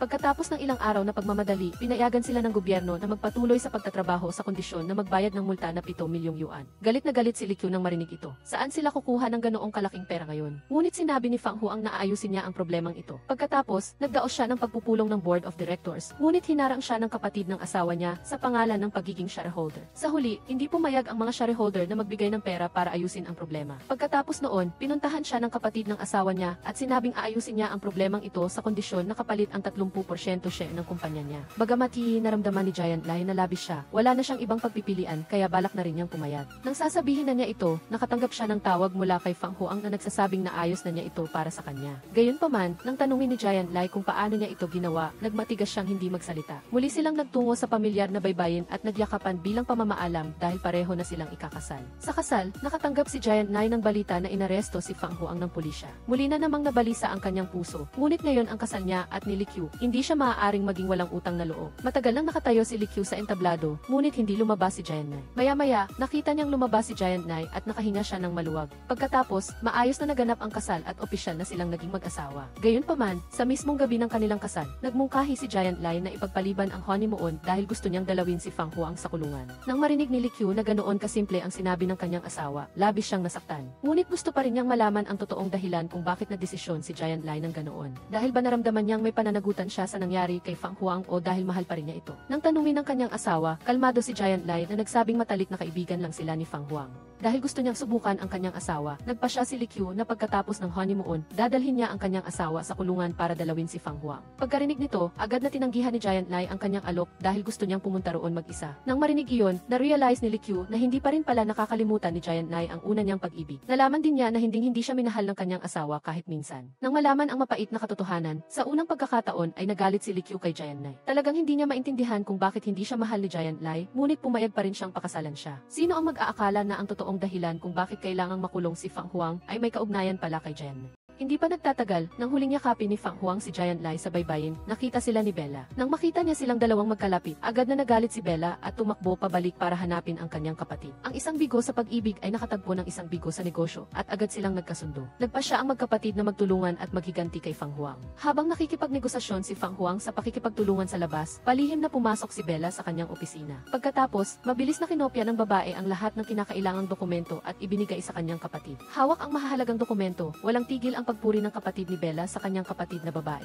Hindi lang iyon, kumpiyansa pa niyang sinabi na hawak lang ang ebidensyang ito. Tiyak na lalayo na si Fang Huang kay Giant Lai magpakailanman. Nang marinig ito, pinaalalahanan ng pang-anim na pandama ni Bella na makakaapekto ito ng masama kay Fang Huang. Ngunit iginiit ng kanyang kapatid na hindi ito makakaapekto sa kanyang magiging asawa. Pagkalipas ng ilang araw, inaresto ng pulisya si Fang Huang dahil sa krimen ang paglustay ng pondo ng kumpanya. Lumalabas na dahil sa pagnanakaw ng pondo ng kumpanya, kaya nagkaroon ng pera si Fang Huang para iligtas si Giant Lai. Hawak ang pera sa kanyang kamay, inisip ni Fang Huang na sa loob lang ng isang buwan, maibabalik na niya ang halagang ito sa kumpanya. Sino ang mag-aakala na pagkatapos lamang ng ilang araw, dumating na ang pulisya at inaresto siya. Dahil sa assistant niya, nalaman ni Fang Huang na pumunta si Bella sa kanyang opisina bago siya arestuhin. Sa sandaling ito, nagulat si Fang Huang nang mapagtanto niyang ipinahamak siya ng kapatid ng kanyang asawa. Sa oras na ito, kahit gumamit pa siya ng bleach, hindi niya kayang linisin ang lahat ng kanyang kasalanan. Wala nang ibang paraan, kaya ginawa ni Fang Huang ang lahat para maiuwi ang kanyang kapatid. Nang makabalik ng ligtas ang kanyang kapatid, agad na ibinigay ni Fang Huang ang lahat ng kanyang shares sa kanyang kapatid. Mula ngayon, ang kanyang kapatid na ang hahawak sa lahat ng bagay sa korporasyon para kay Fang Huang. Dahil din dito, bago umalis, pinaalalahanan din ni Fang Huang ang kanyang kapatid na mag-ingat sa lahat ng panlilinlang ng kapatid ng kanyang asawa. Kailangan niyang maging mapagbantay kung ayaw niyang maagaw ng lalaki ang korporasyong itinayo ng kanilang ama. Pagkatapos magpaalam ng magkapatid, agad na dinala ng pulisya si Fang Huang sa istasyon. Nang makita niyang kailangan niyang makulong ng ilang taon, labis na nagsisi si Bella sa kanyang padalos-dalos na ginawa. Ngunit ngayon, kahit magsawa siyang magpaliwanag, hindi pa rin siya mapapatawad ni Fang Huang. Nang malaman na nahuli na si Fang Huang, buong yabang na idineklara ng kapatid ng asawa niya na ang upuan ng tagapangulo ay magiging kanya na mula ngayon. Laking gulat niya nang biglang dumating ang kapatid ni Fang Huang. Sa harap ng mga shareholder, buong tapang siyang nagpahayag na siya na ang papalit sa kanyang kapatid sa pamamahala ng korporasyon. Dahil dito, muling nabigo ang plano ng kapatid ni Bella na agawin ang korporasyon. Nang makita niya si Giant Lai na dumating para dalawin siya mula sa malayo, naramdaman ni Fang Huang ang labis na pagsisisi. Nagkamali siya noong pinili niyang itapon ang pag-ibig sa buhay, kapalit ng pera at katanyagan. Sa huli, nawala ang lahat sa kanya dahil sa tinatawag niyang pag-ibig. Sa sandaling ito, humingi na lang ng tawad si Fang Huang kay Giant Lai dahil sa labis na pananakit na nagawa niya. Ngunit sa halip na sisihin siya, mas minahal pa ni Giant Lai si Fang Huang nang mapagtanto niya ang pagmamahal nito sa kanya. Dahil sa kanya kaya siya naging matapang upang malampasan ang lahat ng pagsubok hanggang ngayon. Pagkatapos ng lahat, nagbitiw silang dalawa sa kanilang depensa para harapin ang kanilang tunay na damdamin. Ang araw na umuwi si Giant Lai galing Singapore ay ang araw ding inayos ni Likyu ang kanyang mga gamit. Bago umalis, iniwan niya sa kanya ang susi ng bahay kasama ang kanilang mga singsing sa kasal. Pagkatapos ng maraming gabi ng pag-iisip, nagpasya si Likyu na ibalik ang kalayaan ni Giant Lai at pati na rin ang sa kanya. Aalis na siya sa lugar na walang pagmamahal at puno lamang ng mga hindi nararapat na sakit. Hindi niya gusto na maging katulad sila ni Giant Lai ng mga magulang nito noon. Dahil lang sa pagpapakasal sa isang taong hindi mo mahal, nawala ng buhay ang kanilang dalawa. Ang oras ay mabilis na lumipas, tulad ng pag-andar ng sirang bisikleta. 3 taon na ang lumipas. Araw-araw, pumupunta si Giant Lai sa coffee shop kung saan sila unang nagkita ni Fang Huang. Sa luma nilang tagpuan, umaasa siyang darating ang araw na babalik siya rito para hanapin siya. Isang araw, habang nagbabasa si Giant Lai, biglang may pamilyar na anino ang lumitaw sa kanyang harapan. Nang makita ang kanyang minamahal na nagpakita, hindi napigilan ni Giant Lai ang kanyang sorpresa at kaligayahan. Mula sa tingin hanggang sa kilos, makikita ang tunay na pag-ibig na nararamdaman nila para sa isa't isa. Nang magkita sila, mahigpit na hinawakan ni Fang Huang ang mga kamay ni Giant Lai. Para makamit ang mainit na paghawak kamay na ito, kinailangan nilang pagdaanan ang napakaraming pagsubok sa buhay. Nagtinginan sila ng may luha sa mata at nangako na pahalagahan ang bawat sandali na magkasama sila araw-araw. Mula ngayon, magkahawak kamay silang dalawa na maglalakad hanggang sa pumuti ang kanilang buhok at lumabas ang kanilang mga ngipin. Dito na nagtatapos ang palabas. Salamat sa inyong panonood. Kung nagustuhan ninyo ang palabas, paki-like at subscribe sa channel para suportahan ako. At ngayon, paalam na at magkita tayong muli.